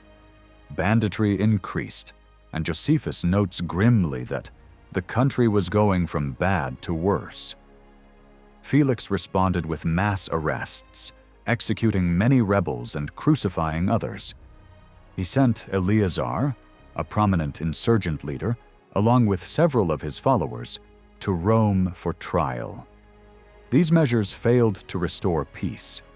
Instead, they drove the radicals underground, where they began using assassination as a political weapon. Disguised among the crowds at festivals, they struck down their enemies with concealed daggers, earning the name Sicarii, or dagger men. Their first known victim was the high priest Jonathan. Josephus gives two versions of the killing. In Antiquities, he claims Felix himself orchestrated the murder, bribing one of Jonathan's associates to arrange it. In the Jewish War, he offers a simpler explanation, that the Sicarii acted on their own initiative, targeting a man they saw as a collaborator with Rome. The latter seems more plausible, as Jonathan's pro-Roman stance would have made him a natural target for their vengeance. Whatever the truth, the rise of the Sicarii marked a turning point. Their campaign of terror plunged Judea into deeper chaos, and their shadow would loom large over the final years, leading to open rebellion against Rome. As banditry spread and political assassinations became increasingly common, a new and dangerous element appeared in Judea, a surge of militant prophets claiming divine authority. Many of them gathered large followings, blending religious enthusiasm with open hostility to Roman rule. Felix, in an effort to reassert control, attacked one of these prophetic movements with excessive force, massacring the leader and his unarmed followers, a group that, according to some accounts, included the Apostle Paul among its witnesses. His brutal methods only deepened resentment and pushed political fanatics and religious zealots to unite in a campaign of terror. Estates belonging to the wealthy were plundered, entire villages were burned, and anyone who resisted was punished publicly to discourage defiance. Josephus, however, does not directly condemn Felix for these actions. In fact, he commends the procurator for suppressing the movement led by the so-called Egyptian prophet. Yet Felix's inability to handle delicate affairs diplomatically is revealed in another incident, the riots at Caesarea, which would later become one of the sparks that ignited the Great Revolt. The long-standing hostility between the Jewish and Greek communities in the city boiled over, and Felix worsened matters by unleashing his soldiers, mostly local Gentiles, against the Jews. The result was a massacre and widespread looting. Once again, Jewish leaders attempted to calm the situation and, as usual, both factions sent delegations to Rome seeking imperial arbitration. Josephus hints that these envoys represented more than a local complaint. They likely voiced growing discontent across the entire province. Yet Felix escaped any reprimand and was replaced around AD 58 or 59 by Porcius Festus, a man whose short administration lasted only 2 years. Josephus barely mentions Festus in his writings, noting only that he took action against some bands of robbers. During his time in office, Festus supported King Agrippa in a dispute with the temple priests. The priests had constructed a high wall that blocked the king's view from his palace into the temple's inner courts. A Jewish delegation, led by the high priest Ishmael, was sent to Rome to plead their case, but Ishmael's anti-Roman attitude led to his removal. Festus died soon afterward, leaving little lasting impression. Before his successor could arrive, the acting high priest, Ananus the Sadducee, took advantage of the power vacuum to suppress the followers of the new Christian sect and ordered the execution of James, the brother of Jesus, an act later ruled illegal, which led to Ananus's dismissal.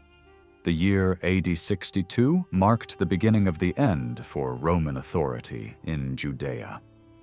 The next 2 procurators, Albinus and Gessius Florus, presided over the final descent into chaos.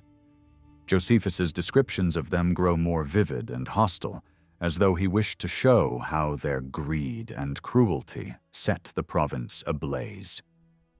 Yet in doing so, he also omits important details that might have explained the deeper roots of the revolt. Albinus, who ruled from AD 62 to 64, is portrayed in 2 very different lights in Josephus's own writings. In the Jewish War, written earlier, Albinus is painted as utterly corrupt, a man who exploited his position to confiscate private property, extort wealth through false taxes, and accept bribes to release imprisoned rebels. In Antiquities of the Jews, composed later, Josephus softens the picture. There, Albinus appears as a governor genuinely trying to restore peace by eliminating the Sicarii, though overwhelmed by the growing unrest. Scholars generally consider the later account more reliable. There was no official complaint lodged with the Syrian legate, something that surely would have occurred if Albinus had governed with the lawlessness suggested in the Jewish War.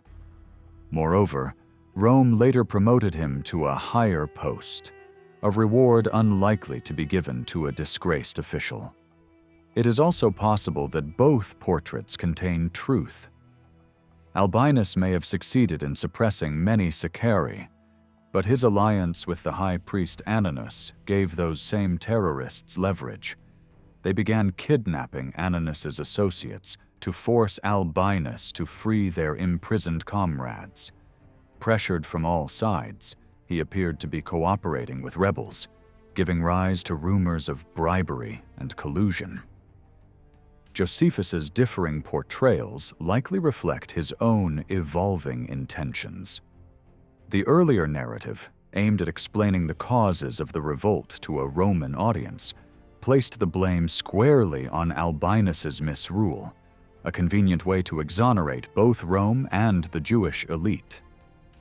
In his later retelling, Josephus was more reflective and less constrained by political sensitivity, producing a more balanced assessment. In that version, he also adds details about violent factional struggles in Jerusalem between rival priestly groups, which had further destabilized the city. The once clear line between rebels and loyalists was gone. Even among the upper classes, loyalties were divided, and the province was sliding toward civil war. The final stage came with Gessius Florus, whose administration was so brutal that even Roman historians compared him unfavorably to all who came before. Tacitus agreed with Josephus in describing Florus as the man whose cruelty finally provoked open rebellion. Josephus accuses him of every form of extortion, corruption, and abuse of power, saying there was no injustice too vile for him to commit. Under Florus, law and order collapsed completely. He allowed terrorists to act with impunity while himself plundering the province. Some modern historians have suggested that Florus may simply have lacked sufficient military strength to restore order, but his oppressive taxation and greed undeniably deepened public outrage. Josephus does not provide a detailed record of his crimes, but focuses instead on the moment when Florus's actions directly led to war. "It was Florus," he declares, "who drove us into revolt." Tacitus echoes the same conclusion, observing that the Jews had endured every hardship until the administration of Gessius Florus. Then the war began. By AD 66, the crisis had reached breaking point. The Syrian legate, Cestius Gallus, recognizing the peril, personally visited Judea to assess the situation. Florus was not recalled to Rome, likely because no formal charges were brought against him, but Gallus sent a full report to Emperor Nero, warning that the province was on the verge of explosion. According to Josephus, Florus, fearing punishment, deliberately provoked the Jews into open rebellion to save himself by shifting blame. Yet the unrest was not solely the result of his cruelty. Beneath the surface, divisions within the Jewish aristocracy and priestly elite were already tearing the nation apart. Many historians have emphasized that, from the very beginning, the Jewish revolt against Rome was not merely a popular uprising, but one initially driven by the upper classes. According to this interpretation, members of the ruling elite, anxious to preserve their influence once Roman support had weakened, sought to establish their own authority within an independent Jewish state. The first open act of defiance came when the Jerusalem leaders refused to hand over the young men who had insulted the procurator Florus, men who were themselves the sons of prominent families. In Josephus's account, it is often the youth of the nation who appear at the forefront of rebellion, reflecting the ancient saying, "The fathers have eaten sour grapes, and the children's teeth are set on edge." From the start, the Jewish people were far from united.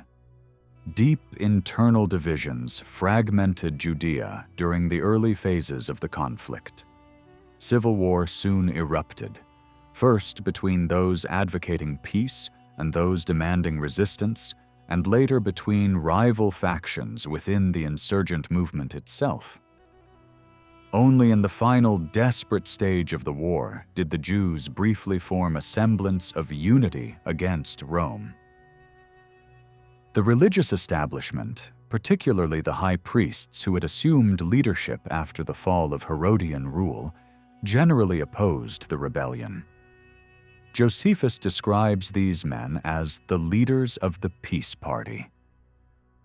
Although he acknowledges the destructive effects of internal strife, he is vague about the deeper nature of these divisions. He variously labels the opposing groups as bandits, extremists, zealots, and fanatics, terms that blur distinctions between political, social, and religious motivations. Many modern scholars view this fragmentation as a form of class struggle, though some argue it went further.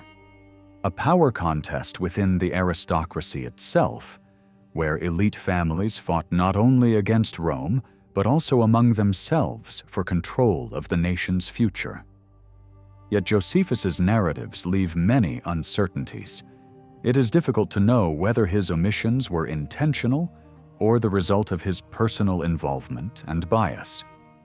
In the Jewish War, He insists that the real cause of the disaster lay within the nation itself, for the blame belonged to no foreign power. Repeatedly, he condemns the so-called war party, accusing its members of forcing reluctant citizens into rebellion and of being the first to halt the daily sacrifices offered in honor of the emperor, a symbolic act that marked the final break with Rome. But who exactly were these rebels?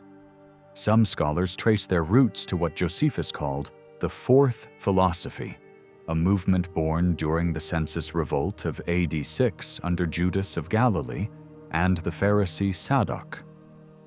This group, more radical than the mainstream Pharisees, preached absolute devotion to God alone and rejected submission to any human ruler. They believed freedom was sacred and death preferable to slavery. In Josephus' eyes, this ideology was the seed from which all later factions of violence and fanaticism grew. He also saw the movement's teachings as a religious heresy, a distortion of Mosaic law that provoked divine punishment.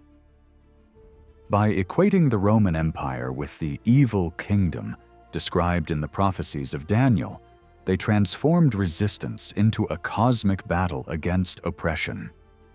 To Josephus, such interpretations violated the unity and obedience to divine law that, in his view, had once preserved the Jewish nation. Despite recognizing its religious origins, he considered this philosophy the starting point for the banditry and chaos that consumed the land. Josephus is our only source for both the Fourth Philosophy and the extremist sect known as the Sicarii. According to him, these dagger-wielding assassins were the ideological descendants of Judas of Galilee, their leadership passing through his family line to Menahem and later to Eleazar ben Yair, the commander who led the final stand against Rome at Masada.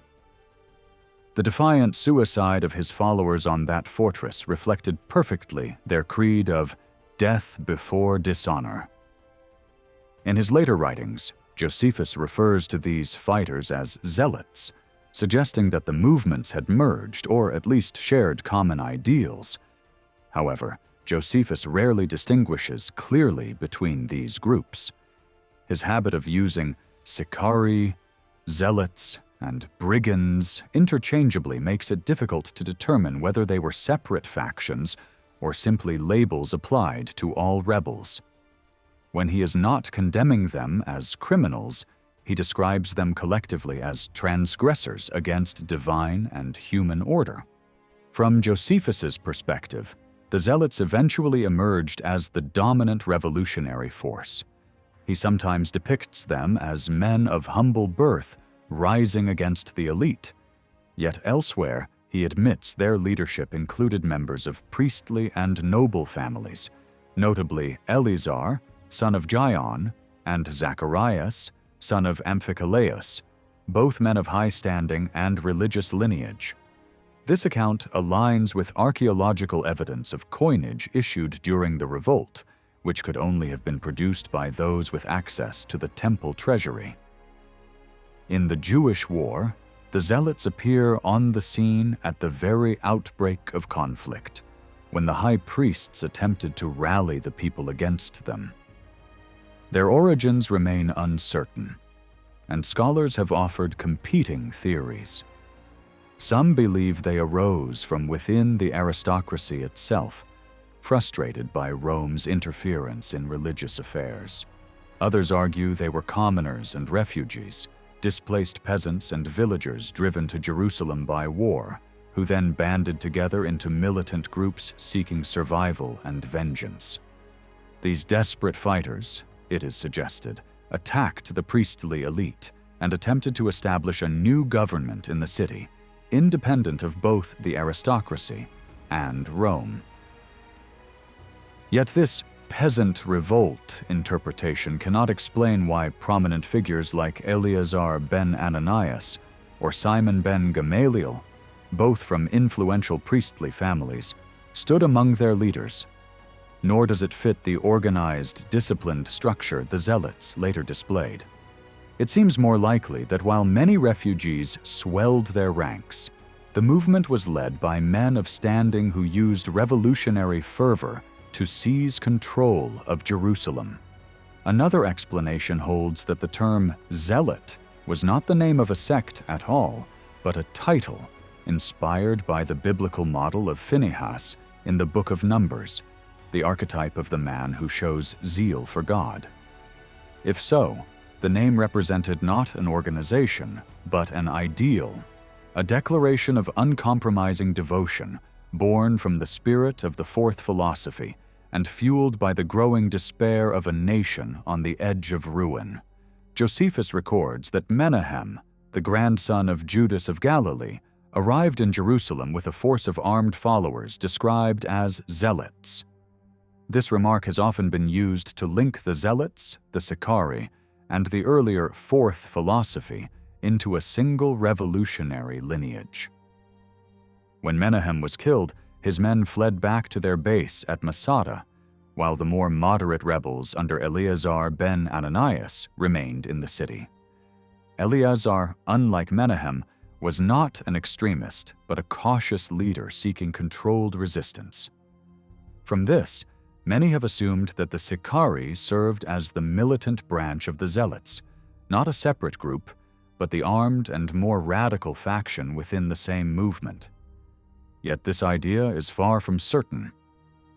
Another perspective comes from the Acts of the Apostles, which refers to an Egyptian prophet who led 4,000 Sicarii during the time of Felix. It seems unlikely that such a vast armed force could have followed a single preacher. Rather, these were likely unarmed devotees inspired by his message. Their massacre by Roman troops suggests that they were more a religious crowd than a military uprising. It may also indicate that the label Sicarii described a kind of zeal or political stance rather than a clearly organized paramilitary group.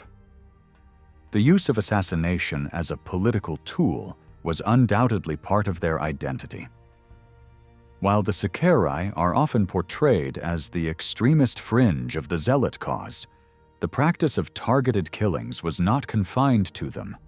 It reflected a broader radicalism that had taken root within the revolutionary movement itself.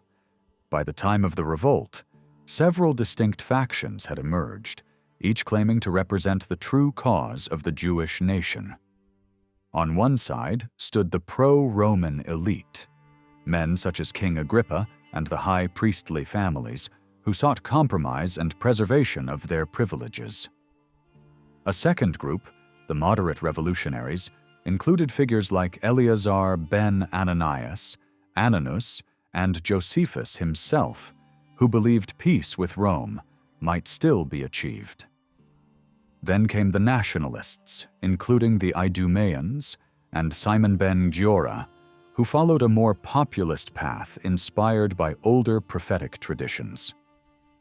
Others aligned themselves with the radical teachings of the fourth philosophy, men like Eleazar ben Yair, whose uncompromising faith and defiance gave the rebellion its most militant spirit.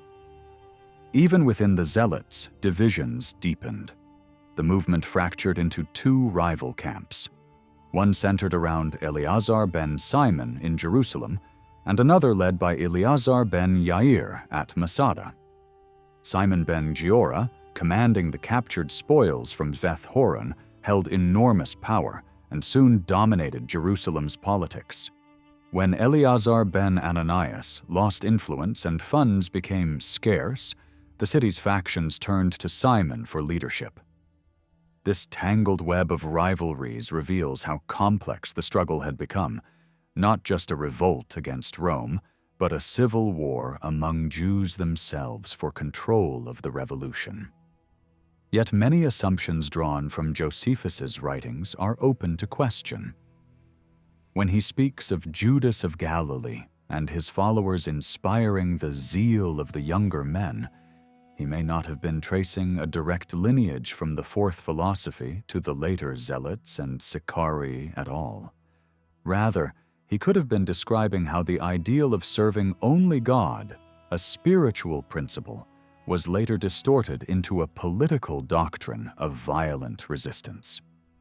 There is no solid evidence that Judas's descendants inherited either a specific ideology or a messianic mission. His teaching of no master but God originally reflected a form of passive defiance, a refusal to submit, not an encouragement of rebellion. If so, then the assumption that the Sicarii were simply the armed wing of the Zealots becomes problematic. The Sicarii were hired killers, assassins who targeted Jews sympathetic to Rome, often working for wealthy factions who used them to eliminate rivals. The Zealots, on the other hand, came from the lower ranks of the priesthood and held broader popular support. They may have cooperated with Menahem's men briefly, but when Menahem attempted to seize control of the movement, he was executed and his followers fled. This makes it clear that their alliance was temporary at best, and that their beliefs and aims were not identical. Josephus's inconsistent terminology only adds to the confusion. The Sicarii are absent from his narrative before AD 44, and they play no major role in the key battles of the revolt. Their presence seems sporadic, and their influence limited. Menahem's failed coup shows that they were never the true heirs of Judas of Galilee's ideas, nor the primary instigators of the war.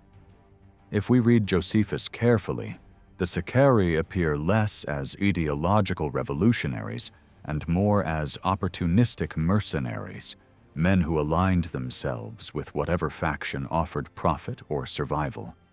It is also telling that the revolt did not begin in Galilee, where the fourth philosophy had first emerged, nor among the rural poor. It began instead in the cities, in Jerusalem and Caesarea, places defined by social tension between Jews and Gentiles. At the outbreak of fighting, these communities united briefly against the external enemy, but the moment internal divisions resurfaced, the fragile unity shattered. In reality, at least 5 factions competed for dominance, each with its own vision of an independent Jewish state. Each blamed the others for the catastrophe that followed, twisting the narrative to justify its own claim to legitimacy. Beneath all the chaos, the spirit of nationalism remained the common thread, a nationalism rooted in the legacy of the Maccabees, but lacking their unity and discipline. By the 1st century, the Jewish world had become divided not only between rich and poor, but also between those loyal to Jewish tradition and those shaped by Hellenistic influence. This dual identity, native versus foreign, Orthodox versus assimilated, fractured the nation long before the Romans tightened their grip. When the ruling class collapsed under the strain of war, it unleashed every suppressed faction and fanatic waiting for the chance to seize power. This was not the first time internal conflict had torn Judea apart. Similar civil strife had erupted a century earlier under Alexander Jannaeus. But now the stakes were far higher. Whether the war was caused by the decay of the aristocracy or by the escalating cycle of oppression and revenge between Roman authorities and Jewish nationalists remains a matter of debate. Yet one thing is certain. The final spark came in the coastal city of Caesarea in the spring of AD 66, and from that moment, the flames of revolt spread across the whole of Judea. In the spring of AD 65, before the Roman legate Cestius Gallus could even respond to the mounting complaints against the procurator Gessius Florus, a local conflict in Caesarea ignited into full-scale revolt. The city had long been a flashpoint of tension between its Jewish and Greek communities. For decades, They had disputed civic rights and citizenship, an old feud that had flared up more than once, most notably under the earlier rule of Felix. At the heart of the dispute lay the question of who truly owned Caesarea.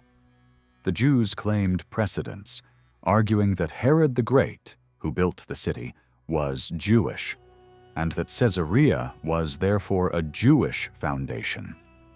The Greeks countered that the city was unmistakably Hellenistic. Its temples, amphitheater, and grand harbor bore all the marks of Greek culture. In truth, Herod had built Caesarea as a showcase of Greco-Roman civilization, even dedicating it to Caesar Augustus. Yet beneath these arguments were deeper wounds. The Jews of Caesarea were prosperous merchants and financiers who believed their wealth and contribution to the city entitled them to citizenship and control of local government, while the Greeks, poorer but politically dominant, refused to yield what they saw as their rightful authority. Under Felix, the dispute had already turned violent. Street battles broke out, forcing Roman troops to intervene. When both sides appealed to Emperor Nero, the Greeks secured victory by bribing one of his court officials. Nero ruled that individual Jews could hold citizenship, but the community as a whole could not, a decision that humiliated the Jews and left the bitterness unresolved.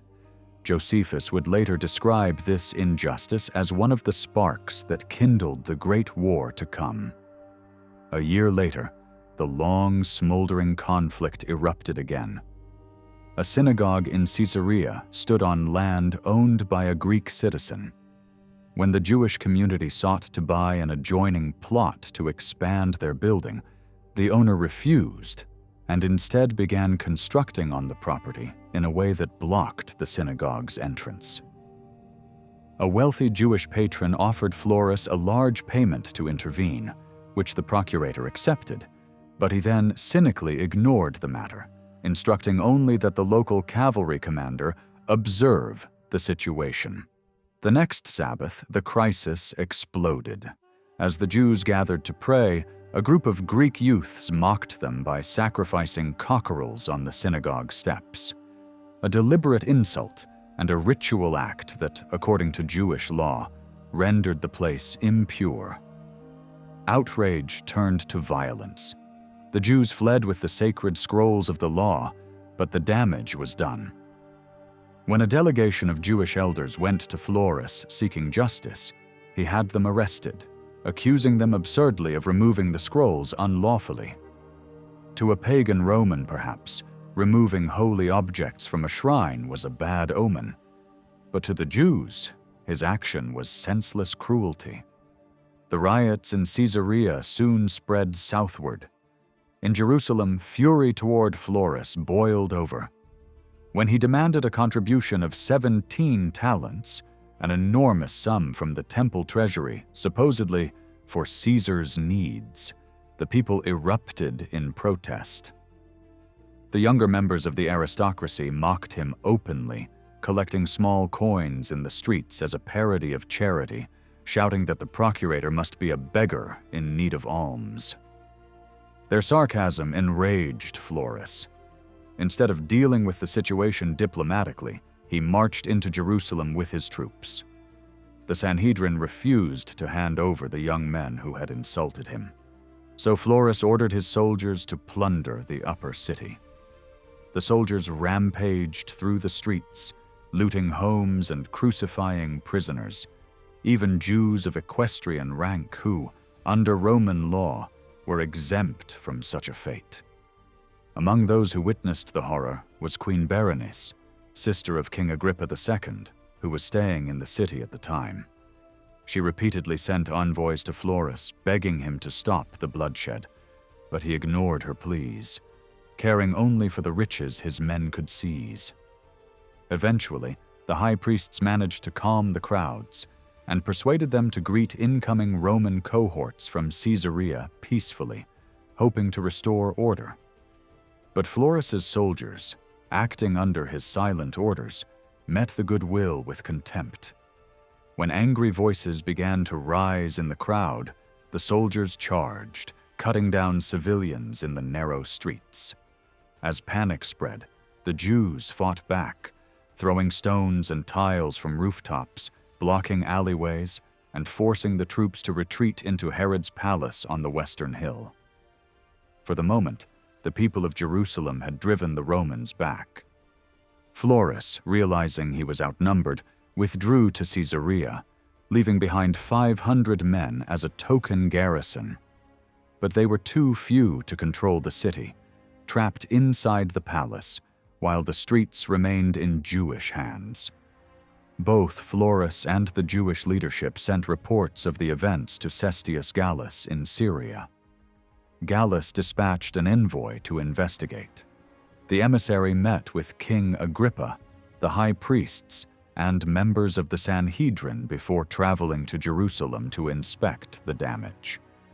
After witnessing the destruction left by Florus's troops, he offered sacrifices in the temple as a gesture of goodwill and returned to Gallus with his findings. The Jews were still loyal to Rome, but deeply hostile to Florus himself. The Jewish leaders, fearing that nothing would be done, begged Agrippa to allow them to appeal directly to Emperor Nero. Agrippa hesitated, knowing that such an act might be seen as rebellion, but he also realized that refusing could provoke open war. King Agrippa II, like his father before him, had long walked a delicate line between Rome and his people. His father, Agrippa I, the grandson of Herod the Great, had been raised in the imperial court in Rome and earned the favor of both Caligula and Claudius. Decades earlier, he had even saved the temple from desecration when Caligula attempted to install his own statue within its walls. But now, in the troubled days of his son's reign, even royal diplomacy could not halt the tide of anger that was sweeping through Judea. After Caligula's assassination in January AD 41, Agrippa returned to Rome and quickly found himself at the center of imperial politics. Acting as a skilled negotiator, he helped smooth tensions between the new Emperor Claudius and the Senate, securing Claudius's position on the throne. In gratitude, Claudius rewarded Agrippa by restoring to him the territories of Judea and Samaria, nearly all the lands once ruled by his grandfather, Herod the Great. This made Agrippa a powerful monarch once again, ruling from Caesarea and holding authority that extended across much of the region. Unlike his grandfather, Agrippa had Hasmonean blood, which made the Jews more willing to accept him as their king.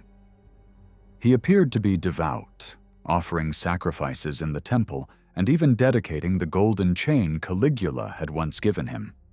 Yet his devotion was more political than sincere.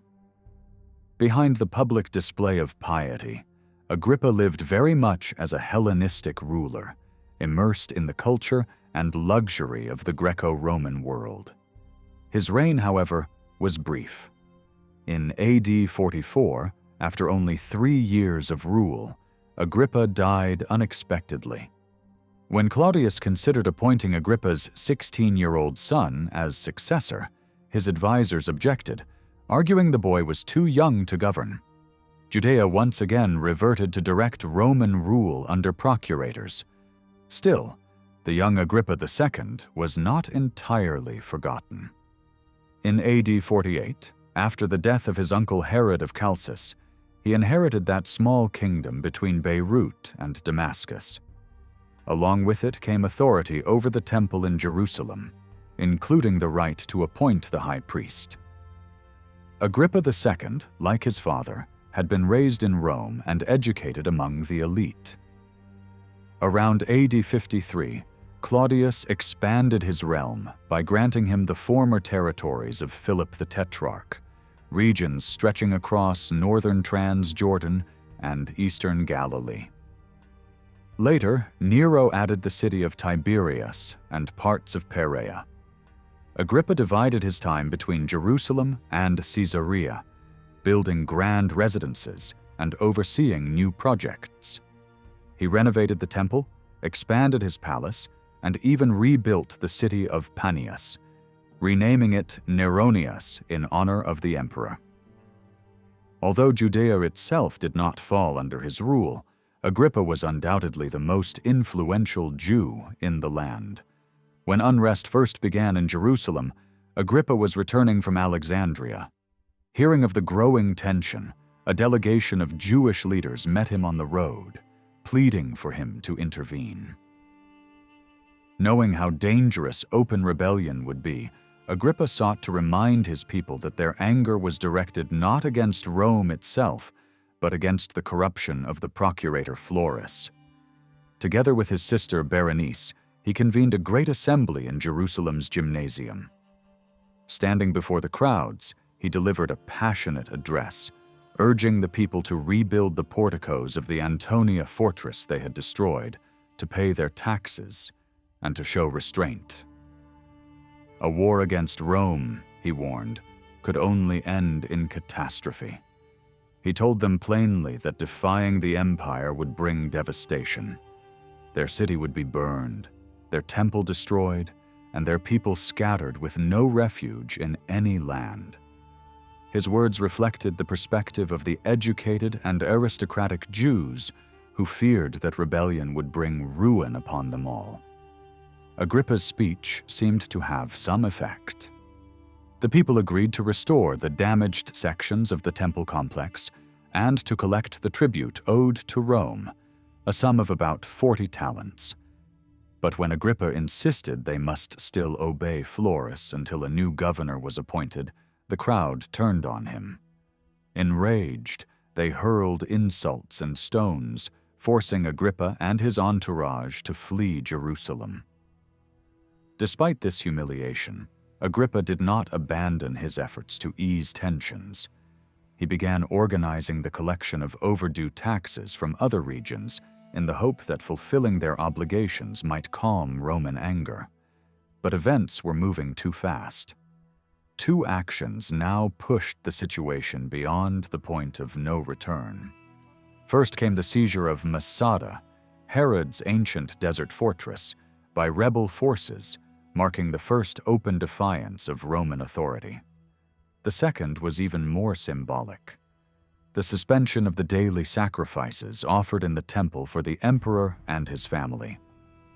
This act, whether instigated by the scholar Zechariah or by Eleazar, the son of the former high priest Ananias, represented a total rejection of Roman rule. To Josephus, this moment marked the true beginning of the war. Jerusalem's leadership was now divided. The peace party, led by the elder Ananias and other members of the priestly elite, understood that Rome had no intention of destroying Judaism and sought to restore order. Ananias gathered a large assembly in the court of women within the temple, urging the revolutionaries to reinstate the daily sacrifices and avoid disaster. His appeal failed. Realizing persuasion had reached its limits, the moderate leaders began preparing a counteraction. They appealed to Agrippa and Florus for military assistance. Though Florus ignored them, Agrippa responded, sending 2,000 cavalrymen to support the loyalists. With their help, the Herodian faction managed to hold the upper city, while the rebels, led by Ananias's own son, Eleazar, controlled the temple and the lower city. Jerusalem was now a city divided, its ruling class split, and its streets echoing with the first steps of civil war. Despite the efforts of Agrippa's forces, the rebels under Eleazar and his followers maintained control over the lower city and the temple complex, which they had fortified into a powerful citadel. The Romans held the Antonia fortress and Herod's palace, creating a tense standoff that divided Jerusalem in two. For an entire week, both sides clashed in a series of bitter skirmishes, neither gaining a decisive advantage. The balance shifted dramatically during the Feast of Wood Carrying, when large crowds of pilgrims from the countryside poured into the city. Among them came armed bands of zealots and Sicarii, men hardened by violence and driven by deep social resentment. These new arrivals gave the revolt a new energy and direction. Many of them saw the uprising not only as a struggle for national freedom, but also as an opportunity to overturn the existing social order.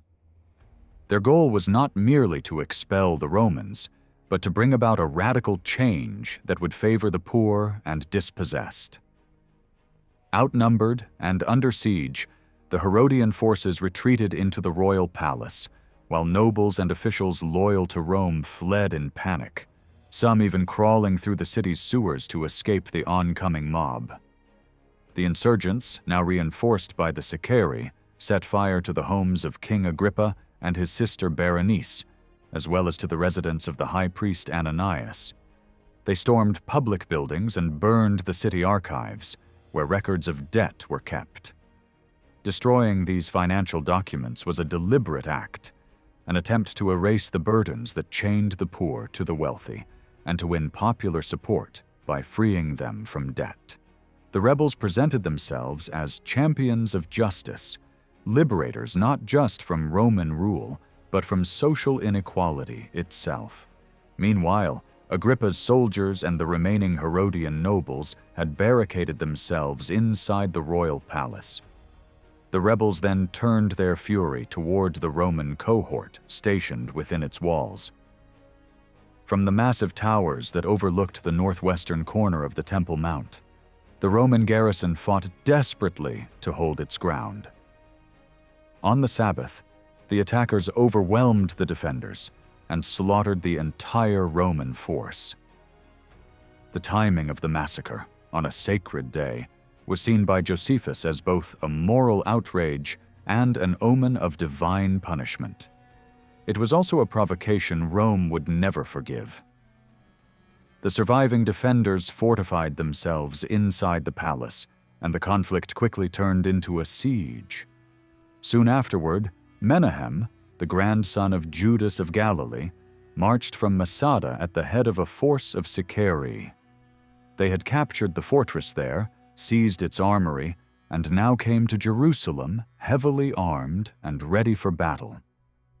Like his grandfather, Menahem believed he was destined to lead Israel to freedom, and his arrival brought new determination to the rebels. Taking charge of the siege, he ordered his men to undermine the foundations of one of the great towers of Herod's palace. They set fire to the supports, and the tower collapsed. But the defenders had built a second wall behind it, halting the advance. Exhausted and starving, the defenders could not hold much longer, and by early September, they sought terms of surrender. The Jewish defenders were allowed to leave unharmed, but the Romans were shown no mercy. After holding out for 11 days in the remaining towers, they surrendered under a promise of safe passage. As soon as they laid down their weapons, they were massacred. Even the high priest Ananias, found hiding in an aqueduct, was executed by Menahem's men. The moderates in Jerusalem now realized that Rome's vengeance would be inevitable. In the power vacuum that followed, divisions among the rebel factions deepened.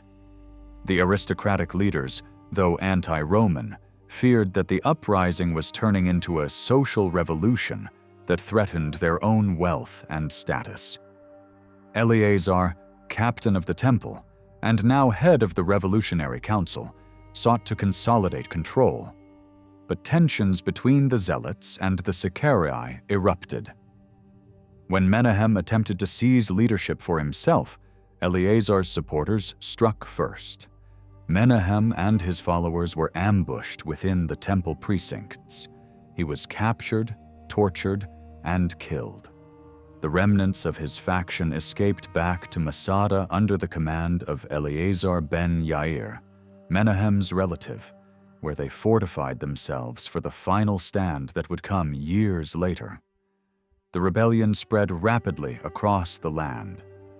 2 Herodian fortresses, Cypros near Jericho and Machaerus east of the Dead Sea, fell into rebel hands. Roman garrisons were slaughtered or driven out. The violence quickly spread beyond Judea, reigniting long-standing hostilities between Jews and Greeks.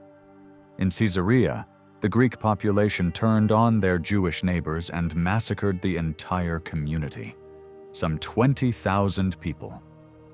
To Josephus, this was divine retribution for the earlier killing of the Roman garrison in Jerusalem. Vengeance followed vengeance. Jewish rebels retaliated by attacking Greek settlements throughout the Decapolis and along the Phoenician coast. In turn, Greeks and Syrians struck back at Jewish communities in their cities. Entire towns were consumed by violence, and soon the bloodshed had spread northward through Syria and even to Alexandria in Egypt. Panic gripped the region as both Jews and Gentiles slaughtered each other in escalating waves of retribution. By now, Roman authority had collapsed across most of Palestine.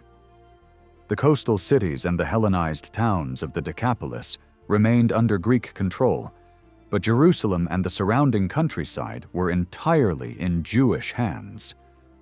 Villages in Judea, Galilee, Perea, and Idumea joined the revolt. What had begun as a localized uprising, sparked by Florist greed and the unrest in Caesarea, had now spiraled into a full-scale war that would shake the entire Eastern Empire.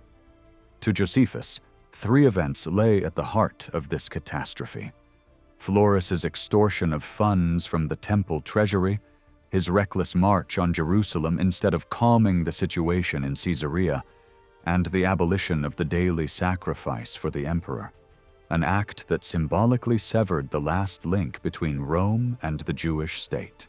From these choices, Josephus believed, the road to war had become inevitable. When the revolt erupted, Josephus gives no clear indication of whether the Syrian legate, Cestius Gallus, coordinated directly with Gessius Florus or with the moderate Jewish leaders who had appealed for help. What is known is that Gallus had already begun preparations for a major campaign. From his base in Antioch, he assembled the 12th Legion, reinforced by 2,000 hand-picked soldiers drawn from other legions and supported by more than 14,000 auxiliary troops supplied by Rome's neighboring allies. In total, his army exceeded 30,000 men, a formidable force by any standard. By September, Gallus was joined by three client kings loyal to Rome: Agrippa II, Antiochus IV of Commagene, and Sohaemus of Emesa. Each brought their own contingents of cavalry and archers, and together they advanced south toward Ptolemais, the traditional staging ground for invasions into Judea. From there, the campaign began in earnest. The Romans struck first at Zebulun, a small frontier town in northwestern Galilee. The Jewish defenders, poorly armed and untrained, were swiftly routed. Many fled to the surrounding hills, abandoning their supplies to the advancing legions. The town was looted and burned, and the surrounding countryside devastated, part of a deliberate Roman policy to starve out resistance by destroying the land. After securing Galilee, Gallus established his headquarters in Caesarea. From this position, he dispatched smaller detachments to secure the coastal routes and punish centers of unrest. One force stormed Joppa, killing the entire population. Josephus claims over 8,000 were slain.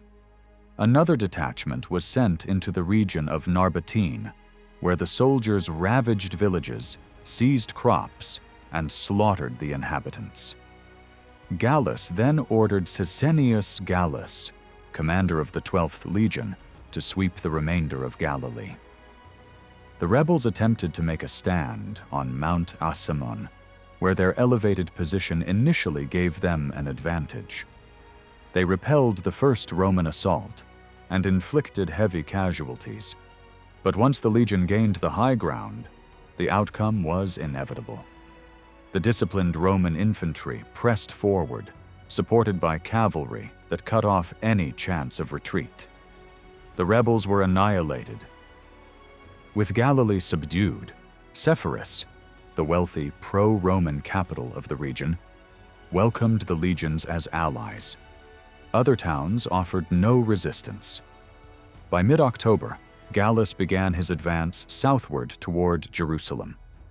His forces burned villages and destroyed crops along the route, leaving behind a trail of devastation. At Lydda, he leveled the city entirely, perhaps as a warning to those who still dared resist Roman authority. Outside Jerusalem, Gallus's army encountered fierce resistance near the steep pass of Beth Horon.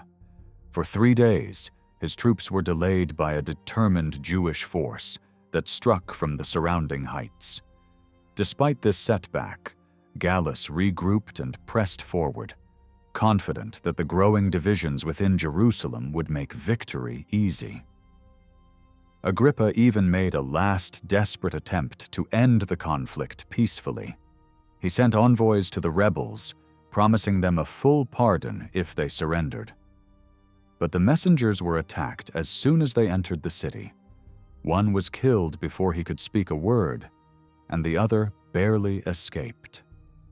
Believing the Jewish resistance to be weakening, Gallus advanced to within a mile of Jerusalem and encamped on Mount Scopus, overlooking the city.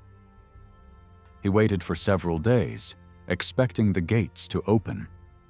When no surrender came, he ordered his troops to burn the northern suburb of Bezetha and launch an assault on the city walls near Herod's palace.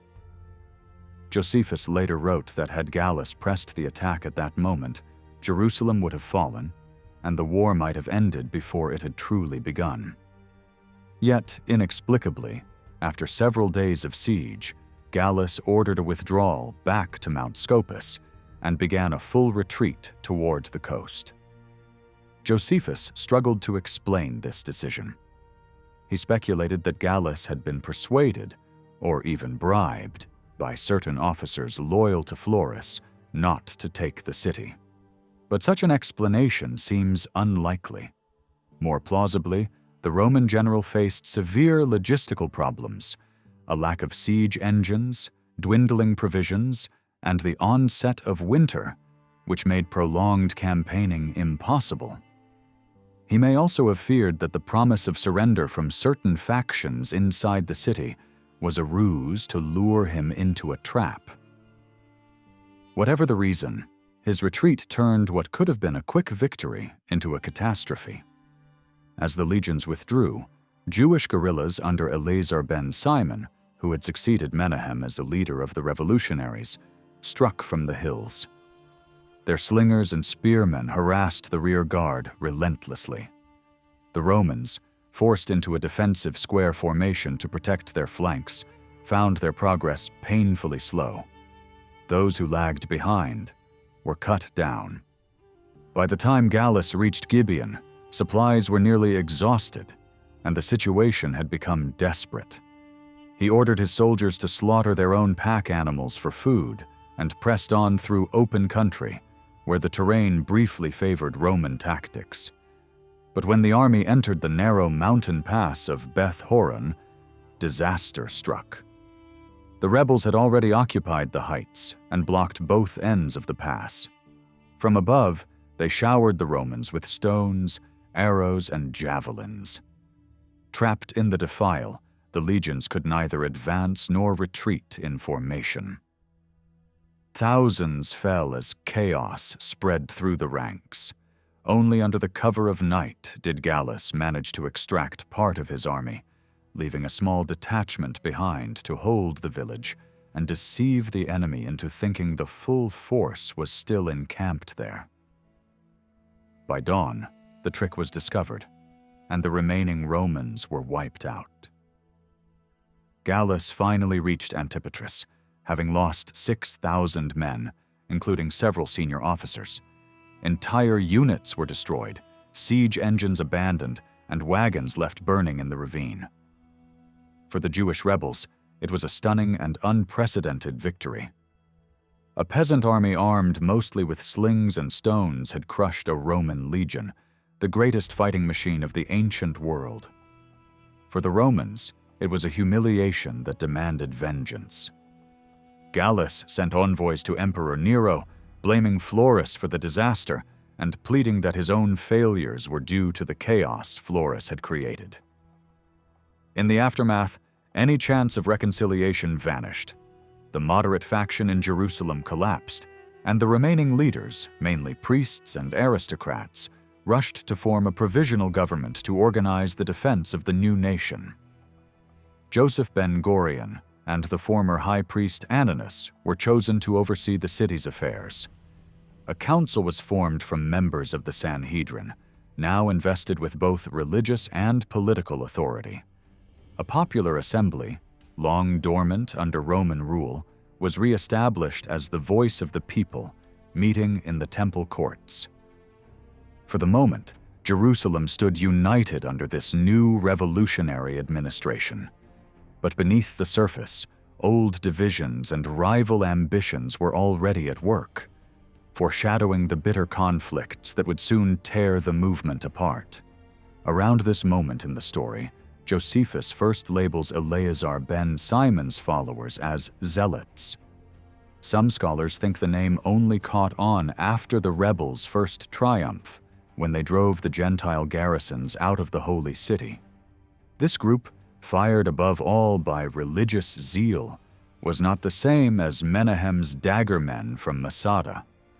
The zealots were rooted in Jerusalem, and in the brawls that erupted around the altar, they acted like a tight, disciplined sect.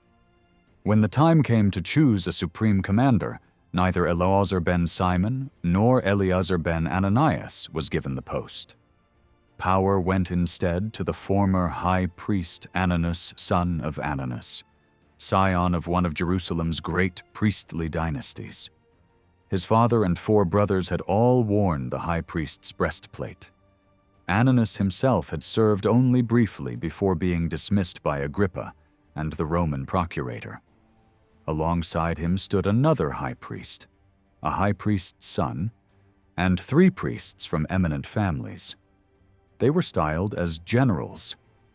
Dozens of lesser commands likely went to local notables and a sprinkling of commoners, a neat way for the aristocracy to absorb the street leaders into an orderly state machine modeled on Hellenistic lines, while keeping the popular movement on a short leash.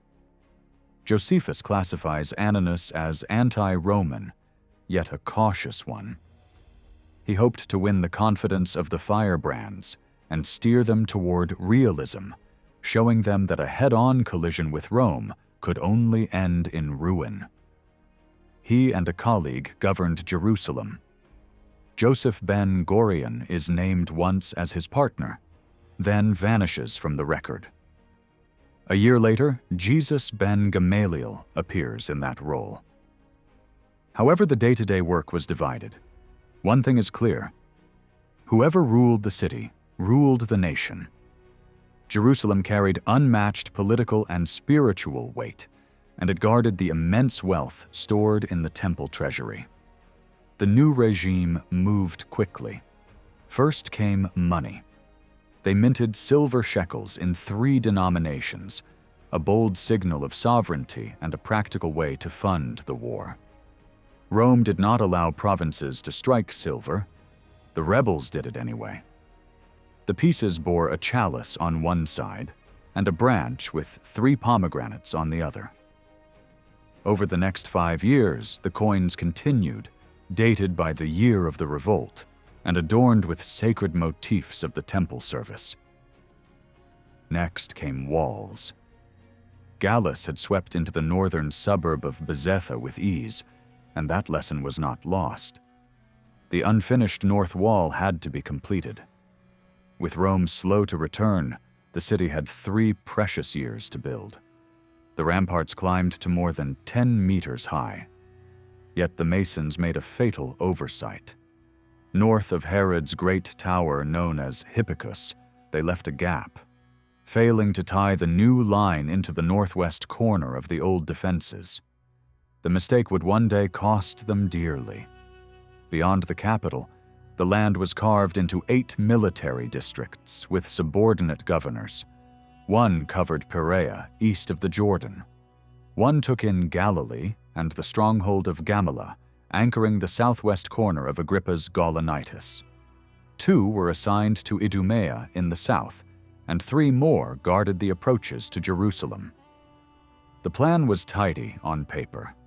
Centralize command, fold the many local bands into a regular army, and turn a patchwork of militias into a national force. But the militias were not just a military issue. They were political, social, and personal power bases. The first months had already seen factional bloodletting inside Jerusalem, with Eleazar ben Ananias orchestrating the fall of Menahem. Now Ananus moved to sideline Eleazar ben Simon as well. The zealot captain still commanded the temple precinct and sat on piles of Roman spoils brought home from Beth Horon, but he was denied office and access to public funds. Another popular commander, Simon ben Giora, who had distinguished himself against Gallus, was also pushed out. He held money taken from Cestius and a haul from the communal treasury, and spoke openly of lifting the poor, turning his column into a raiding force against great estates. Government troops from Gerasa drove him out of northern Judea. He slipped away to Masada and continued his campaign across Idumea. Smaller captains were folded into the state apparatus where possible. 3 were sent to strike Ascalon on the coast. Silas the Babylonian, once a soldier of Agrippa who had switched sides, Niger of Perea, and John the Essene. The aim was simple. Ascalon held 2 auxiliary cohorts that might hit the Jews from behind when Rome advanced from the north. The assault faltered through poor preparation, and the attackers suffered heavy losses. Meanwhile, the council tried to impose order on the fighting men. Those willing to serve under the appointed governors would be paid. Fresh recruits were to join regular units. Josephus preserves a snapshot of how this looked on the ground in a detachment sent from Jerusalem to Galilee under Jesus ben Gamaliel. 600 soldiers with 3 months' wages in hand, 3,000 civic troops, and 100 regular heavy infantry. It was a template for building an army that could outweigh the freebooting bands and curb the threat those independents posed to property and power. Reality refused to fit the template. Men flowed in and out of units, swore loyalty to leaders rather than to laws, and switched banners when circumstances changed. Bands outfitted themselves by stripping the houses of the rich and plundering estates. The government lacked the muscle to enforce its will, and the militias held sway across most of the countryside. Beneath the banner of national liberation, a second conflict raged, a class struggle between landowning elites and radicalized lower orders. With Rome gathering itself for a crushing counterstrike, Judea was fighting on 2 fronts. The danger could not have been greater. There are 2 main reasons why the events in Galilee, as recorded by Josephus, deserve close attention. First, it was here that Josephus himself held command during the opening stage of the revolt, a key military region whose fate shaped the early course of the war. Second, it is also the episode for which he produced 2 very different accounts, one in the Jewish War and another in the life of Josephus. The stark differences between them have raised serious doubts about his reliability, particularly concerning the Jewish War. Yet examining these accounts can also help reveal what was unfolding in Jerusalem at the same time, and shed light on the factions that fueled the conflict. The 2 versions are separated by about 20 years. The life contains much more material, but wherever the 2 overlap, the details often clash, not only in order of events, but in the facts themselves. Most scholars agree that the life was written as a defense against the accusations of Eustace of Tiberias, a local politician turned historian who later served as Agrippa's secretary. Eustace had reason to despise Josephus. During the war, he and his father had been imprisoned by him. Some scholars, however, suggest that Josephus wrote the life less to vindicate himself and more to defend the accuracy of his entire war narrative. Others think he aimed the work at readers who had lived through those years, primarily Jews, though non-Jewish readers were not excluded. Why do the two versions differ so greatly? Three main theories are usually proposed. One holds that Josephus relied on field notes he had written during the war and used them more extensively in the life. Another suggests that, over time, his memory sharpened and he supplemented his earlier narrative with new details and testimony from other participants. A third view is that he consciously distorted the truth for self-serving reasons.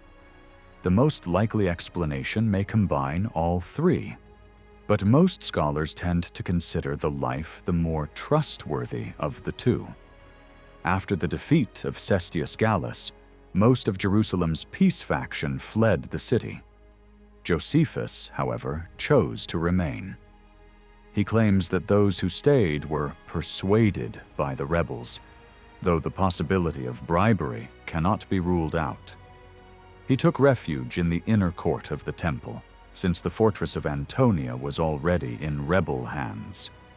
This inner court was held by Eleazar ben Ananias and his followers, who allowed no one unsympathetic to their cause inside. They must have assumed Josephus supported them. He, for his part, later claimed his presence there was an act of prudence rather than conviction. In his own words, Josephus said that he and his associates outwardly agreed with the rebels, while urging them to act only in self-defense, hoping that Gallus would soon arrive with a Roman army to suppress the insurrection. In other words, he was trying to survive between two opposing sides, the extremists who ruled the temple and the moderate Pharisees led by Ananus. When Gallus was defeated, Josephus's balancing act ended, and he appeared to throw his lot in with the rebels. The new rebel administration soon began organizing for the inevitable confrontation with Rome. Generals were appointed to oversee different military regions, most chosen from families of priestly descent. To everyone's surprise, Josephus, a young priest barely 30 with no military background, was placed in charge of both Upper and Lower Galilee. In the Jewish War, he presents his position as administrative, judicial, and military, almost equivalent to that of a Roman governor, which suggests an openly anti-Roman mission. In the life, however, he portrays his appointment quite differently, as a mission to persuade bandits to lay down their arms and restore peace. Perhaps both are partly true. He was tasked with unifying Galilee's many factions, but his true allegiance was still uncertain. His tone suggests reluctance. He seemed to be waiting to see which side would prevail. It is possible that his stated aim of keeping the peace referred not to peace with Rome, but to pacifying the growing conflicts among Galilee's towns. Tensions between Jewish and Greek communities were common, and cities had begun arming against one another. In that light, Josephus's work may have been more about maintaining internal stability than leading an anti-Roman campaign. Galilee differed sharply from Jerusalem in every respect, politically, socially, and economically. It had long been self-sufficient under Herod Antipas, and Rome's direct presence had been minimal until the mid-1st century. The region was fertile and prosperous, though much of its land belonged to wealthy absentee owners, leaving the peasants burdened with debt and heavy taxation. Around the Sea of Galilee, The towns of Sepphoris and Tiberias stood as economic centers, the former already loyal to Rome.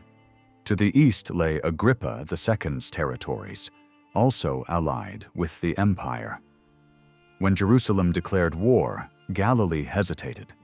Its proximity to Syria made it vulnerable to Roman invasion, so control of the region was crucial. For that reason, it remains puzzling that Jerusalem entrusted so critical a command to a man like Josephus, an aristocratic priest with Roman connections and no experience in war. Perhaps the government in Jerusalem was also uncertain about the war and saw in Josephus a potential bridge to reconciliation. His appointment might have been a cautious move, a way to maintain options if peace with Rome became possible. Yet by then, Galilee was already slipping into chaos. Rival city-states, warring factions, and private militias were tearing the region apart. Josephus's own account in the Life suggests that he too was swept up in this turmoil. To consolidate power, Josephus formed a council of 70 elders, modeled on the Sanhedrin, with himself presiding as the 71st member. Each town was given a governor and a board of 7 magistrates, chosen from local notables. This network of allies helped him secure control and strengthen his political authority.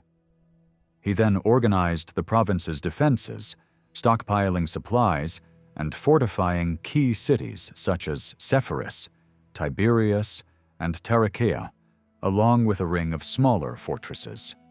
He claimed to have raised an army of 100,000 men and trained them in Roman tactics, though how he acquired such knowledge remains unexplained. In truth, most of his forces were little more than irregular militias and local bandits hired for pay. Modern estimates suggest Galilee could not have fielded more than 10,000 men, and even these would soon desert him. When Roman forces approached, his army disbanded before a single arrow was loosed, leaving Josephus with only a few loyal companions. Josephus's official instructions from Jerusalem were vague. He was simply told to take precautions for Galilee. It is possible he exaggerated this ambiguity to justify later failures and maintain flexibility for whatever outcome suited him best. His later conduct gives reason to question his motives. 2 particular incidents, one involving the seizure of property, led to a bitter conflict with John of Gischala, the other powerful leader in the north. Josephus claimed he acted on religious principle, that theft was forbidden even against enemies. Yet his decisions often aligned with the interests of Agrippa II, still an ally of Rome. This dual loyalty, to the rebels on one hand and to Rome's client rulers on the other, defined Josephus's difficult and often contradictory position throughout his time in Galilee. Almost everything we know about John, son of Levi, better remembered as John of Gischala, comes through the pen of his rival, Josephus. John seems to have started from modest beginnings, then rose to prominence in Upper Galilee, likely through shrewd dealings in the olive trade. Long-standing privileges dating back to Seleucus Nicanor had allowed Jews who refused foreign oil to receive funds from gymnasium officials to secure oil acceptable to their law. Josephus says John cleverly stepped into this system. He obtained permission to deliver oil at the frontier, bought up large quantities at a set Tyrian price, and, with Galilee's groves heavy with fruit, built a monopoly supplying communities in need. The profits, by Josephus's telling, were immense. Before the revolt, John already held influence in Gischala, and when trouble came, ended up leading the town militia, less by personal ambition than by necessity. Josephus initially tried to harness John's strength, leaving him in charge of fortifying Gischala and drawing his 400 men into the broader defense. Their alliance fractured over the imperial grain stores in Upper Galilee. John wanted to sell the grain to fund Gishala's walls. Josephus demanded the stockpile for his own command. When two priests were asked to rule, they sided with John. Sensing he had provoked suspicion, Josephus let John continue his oil operations, even while accusing him of profiteering. Another flare-up followed at Dabaritha after the abduction of a woman connected to one of Agrippa's officers. The captors expected a share of the spoils. Josephus refused, declaring the proceeds would go to Jerusalem to strengthen the ramparts, then quietly passed valuables to notables friendly to Agrippa. To anti-Roman partisans, this looked like betrayal. To Josephus's own supporters, it echoed his lifelong balancing act, appearing to serve the war effort while avoiding a direct break with Rome and its clients. John's motives, by contrast, read as the pursuit of power in service of the common struggle. Wealth mattered mainly because it could be turned into walls, wages, and weapons. He favored mass mobilization, pressed property into the service of defense, and treated collaborators as enemies.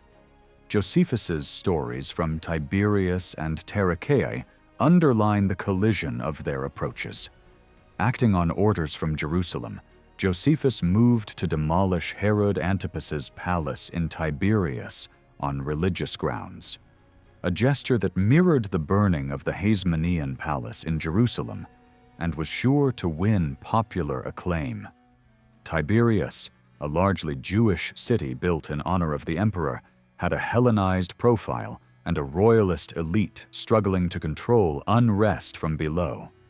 The lower classes, led by Jesus, son of Saphias, struck first. They torched the palace, seized its treasures, and drove out Greek and royalist residents. Josephus hurried in, gathered what booty he could, and discreetly returned it to pro-Roman dignitaries, saying he meant to restore it to Agrippa. That choice enraged neighboring Tarichaea. Facing a hostile crowd there, Josephus delivered a calculated speech. He claimed he had kept the money to finance a defensive wall for the city, and offered to lay the goods before them if they disagreed. His rhetoric split the audience. Tarichaeans cooled while Tiberians railed, buying him time and safety. Throughout, his instinct for survival is unmistakable, a thread that runs straight to his later maneuvers at Jotapata. John of Gishala became his fiercest antagonist. In the Jewish War, Josephus paints John as a brigand who fielded 400 raiders to pillage Galilean villages, though Josephus himself relied on bands little different from these. In the life, the picture shifts. John initially tried to restrain hotheads in Gishala and keep faith with Rome until outsiders attacked his city. After repelling them, he rebuilt Gishala with stronger walls. The very fact that Josephus sought John's cooperation early on suggests John's standing was substantial. Some modern scholars even regard him as a significant landowner and statesman. We know Titus later attempted to negotiate with him as Gishala's commander. The feud soon erupted into open conflict. John aligned with Jesus, son of Saphias in Tiberias, and with Justus, son of Pistis, Josephus's later literary foe, to turn that city against Josephus. When an attempt to assassinate Josephus failed, he launched a campaign of denigration. He offered John's backers a brutal choice: switch allegiance to him or watch their homes burn. The threat implies many of John's supporters were property holders, not merely roving fighters. Galilee slid toward civil war. John withdrew his militia to Gishala. Josephus seized the commissioners who had come to depose him and sent them to Jerusalem. John appealed to Jerusalem to have Josephus removed, likely on grounds amounting to treason. The city listened. Even the respected Pharisee Simeon, son of Gamaliel, called for Josephus to answer the charges. A delegation was dispatched with authority to strip him of command if he refused. Warned by his father, Josephus changed course. Overnight, the cautious moderate turned militant. Rather than submit to recall, he staged a diversion. Claiming a dream had foretold he must first meet the Romans in battle before finding peace, he mustered 5,000 men and marched on Ptolemais, a deliberate provocation of Rome. He steered clear of the Jerusalem envoys and stayed in Galilee until Vespasian's advance trapped him in Jotapata, where his fate took its famous turn. John of Gischala, unlike Josephus, had never taken direct action against Rome. Their conflict seemed to arise more from Josephus's hesitancy to commit to open war than from any concrete betrayal. Yet the situation was far from simple. John had the backing of moderate leaders in Jerusalem, men who were cautious about rebellion, when he condemned Josephus's conduct in Galilee. Whatever Josephus had done was serious enough to demand official attention from the capital. Since Josephus is our only surviving witness, his portrayal of John as a schemer and outlaw must be viewed with skepticism. Unable to depose Josephus, and watching Galilee crumble under Roman pressure, John fled south to Jerusalem. There, he first joined the moderate camp under Ananus, but quickly realized their aim was not resistance, but eventual surrender. He then aligned himself with the Zealots and rose to become one of the leading figures of the rebellion, remaining in Jerusalem until the city fell in 70 AD. There may have been deeper political reasons behind Josephus's hostility. It is possible that John was affiliated with the faction of Eleazar, son of Ananias, while Josephus was connected to the former high priest, Jesus, son of Gamaliel. Both factions served under the provisional rule of Ananus. John had initially hoped to command Galilee, but the role went instead to Josephus, who represented the moderates. When that happened, John's allies in Jerusalem tried to have Josephus removed.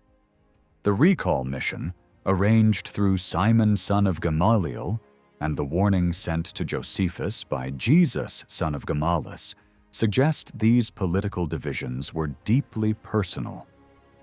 If this reconstruction is correct, Josephus's later accusations of jealousy would make more sense. It would also help explain his mixed feelings towards John and his own cautious behavior in Galilee. Josephus seemed to be preparing for war while still hoping to delay it. John, by contrast, believed conflict with Rome was unavoidable. These opposing mindsets shaped their rivalry. The contradictions in Josephus's writings make it hard to pin down the truth.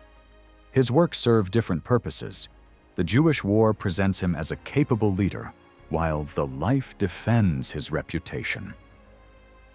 The inconsistencies between the two reflect this difference in intention.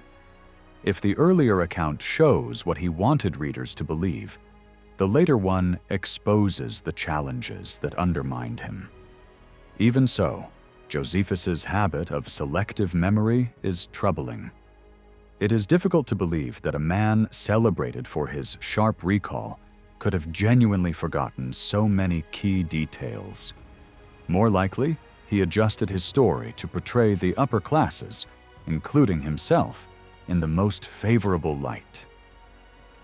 His depiction of John as a bandit, for instance, says more about Josephus's self-image than about John's actual behavior. Beneath the layers of self-justification, Josephus emerges as a man torn between loyalty, ambition, and a conviction that he had a divine mission to record the fate of his people. His survival at Jotapata and later surrender make more sense if he truly believed he was chosen to bear witness to these events. Both Galilee and Jerusalem, despite their differences, suffered from the same problem: division. Galilee had not initially been eager to rebel, but internal strife gradually pushed it toward resistance. These divisions may hold the key to understanding why the revolt happened at all. Much of it stemmed from the breakdown of rural social structures. In Palestine, peasants were tied to landlords through fragile contracts rather than stable obligations. When this system weakened, unrest followed. In Galilee, patronage had bound wealthy landowners to their clients, creating a network of mutual dependence. When Roman taxation and Herodian urbanization disrupted this balance, many farmers lost their livelihoods. Wealthy figures like John of Gischala gained influence, using their personal followings to secure power, while others drifted into banditry.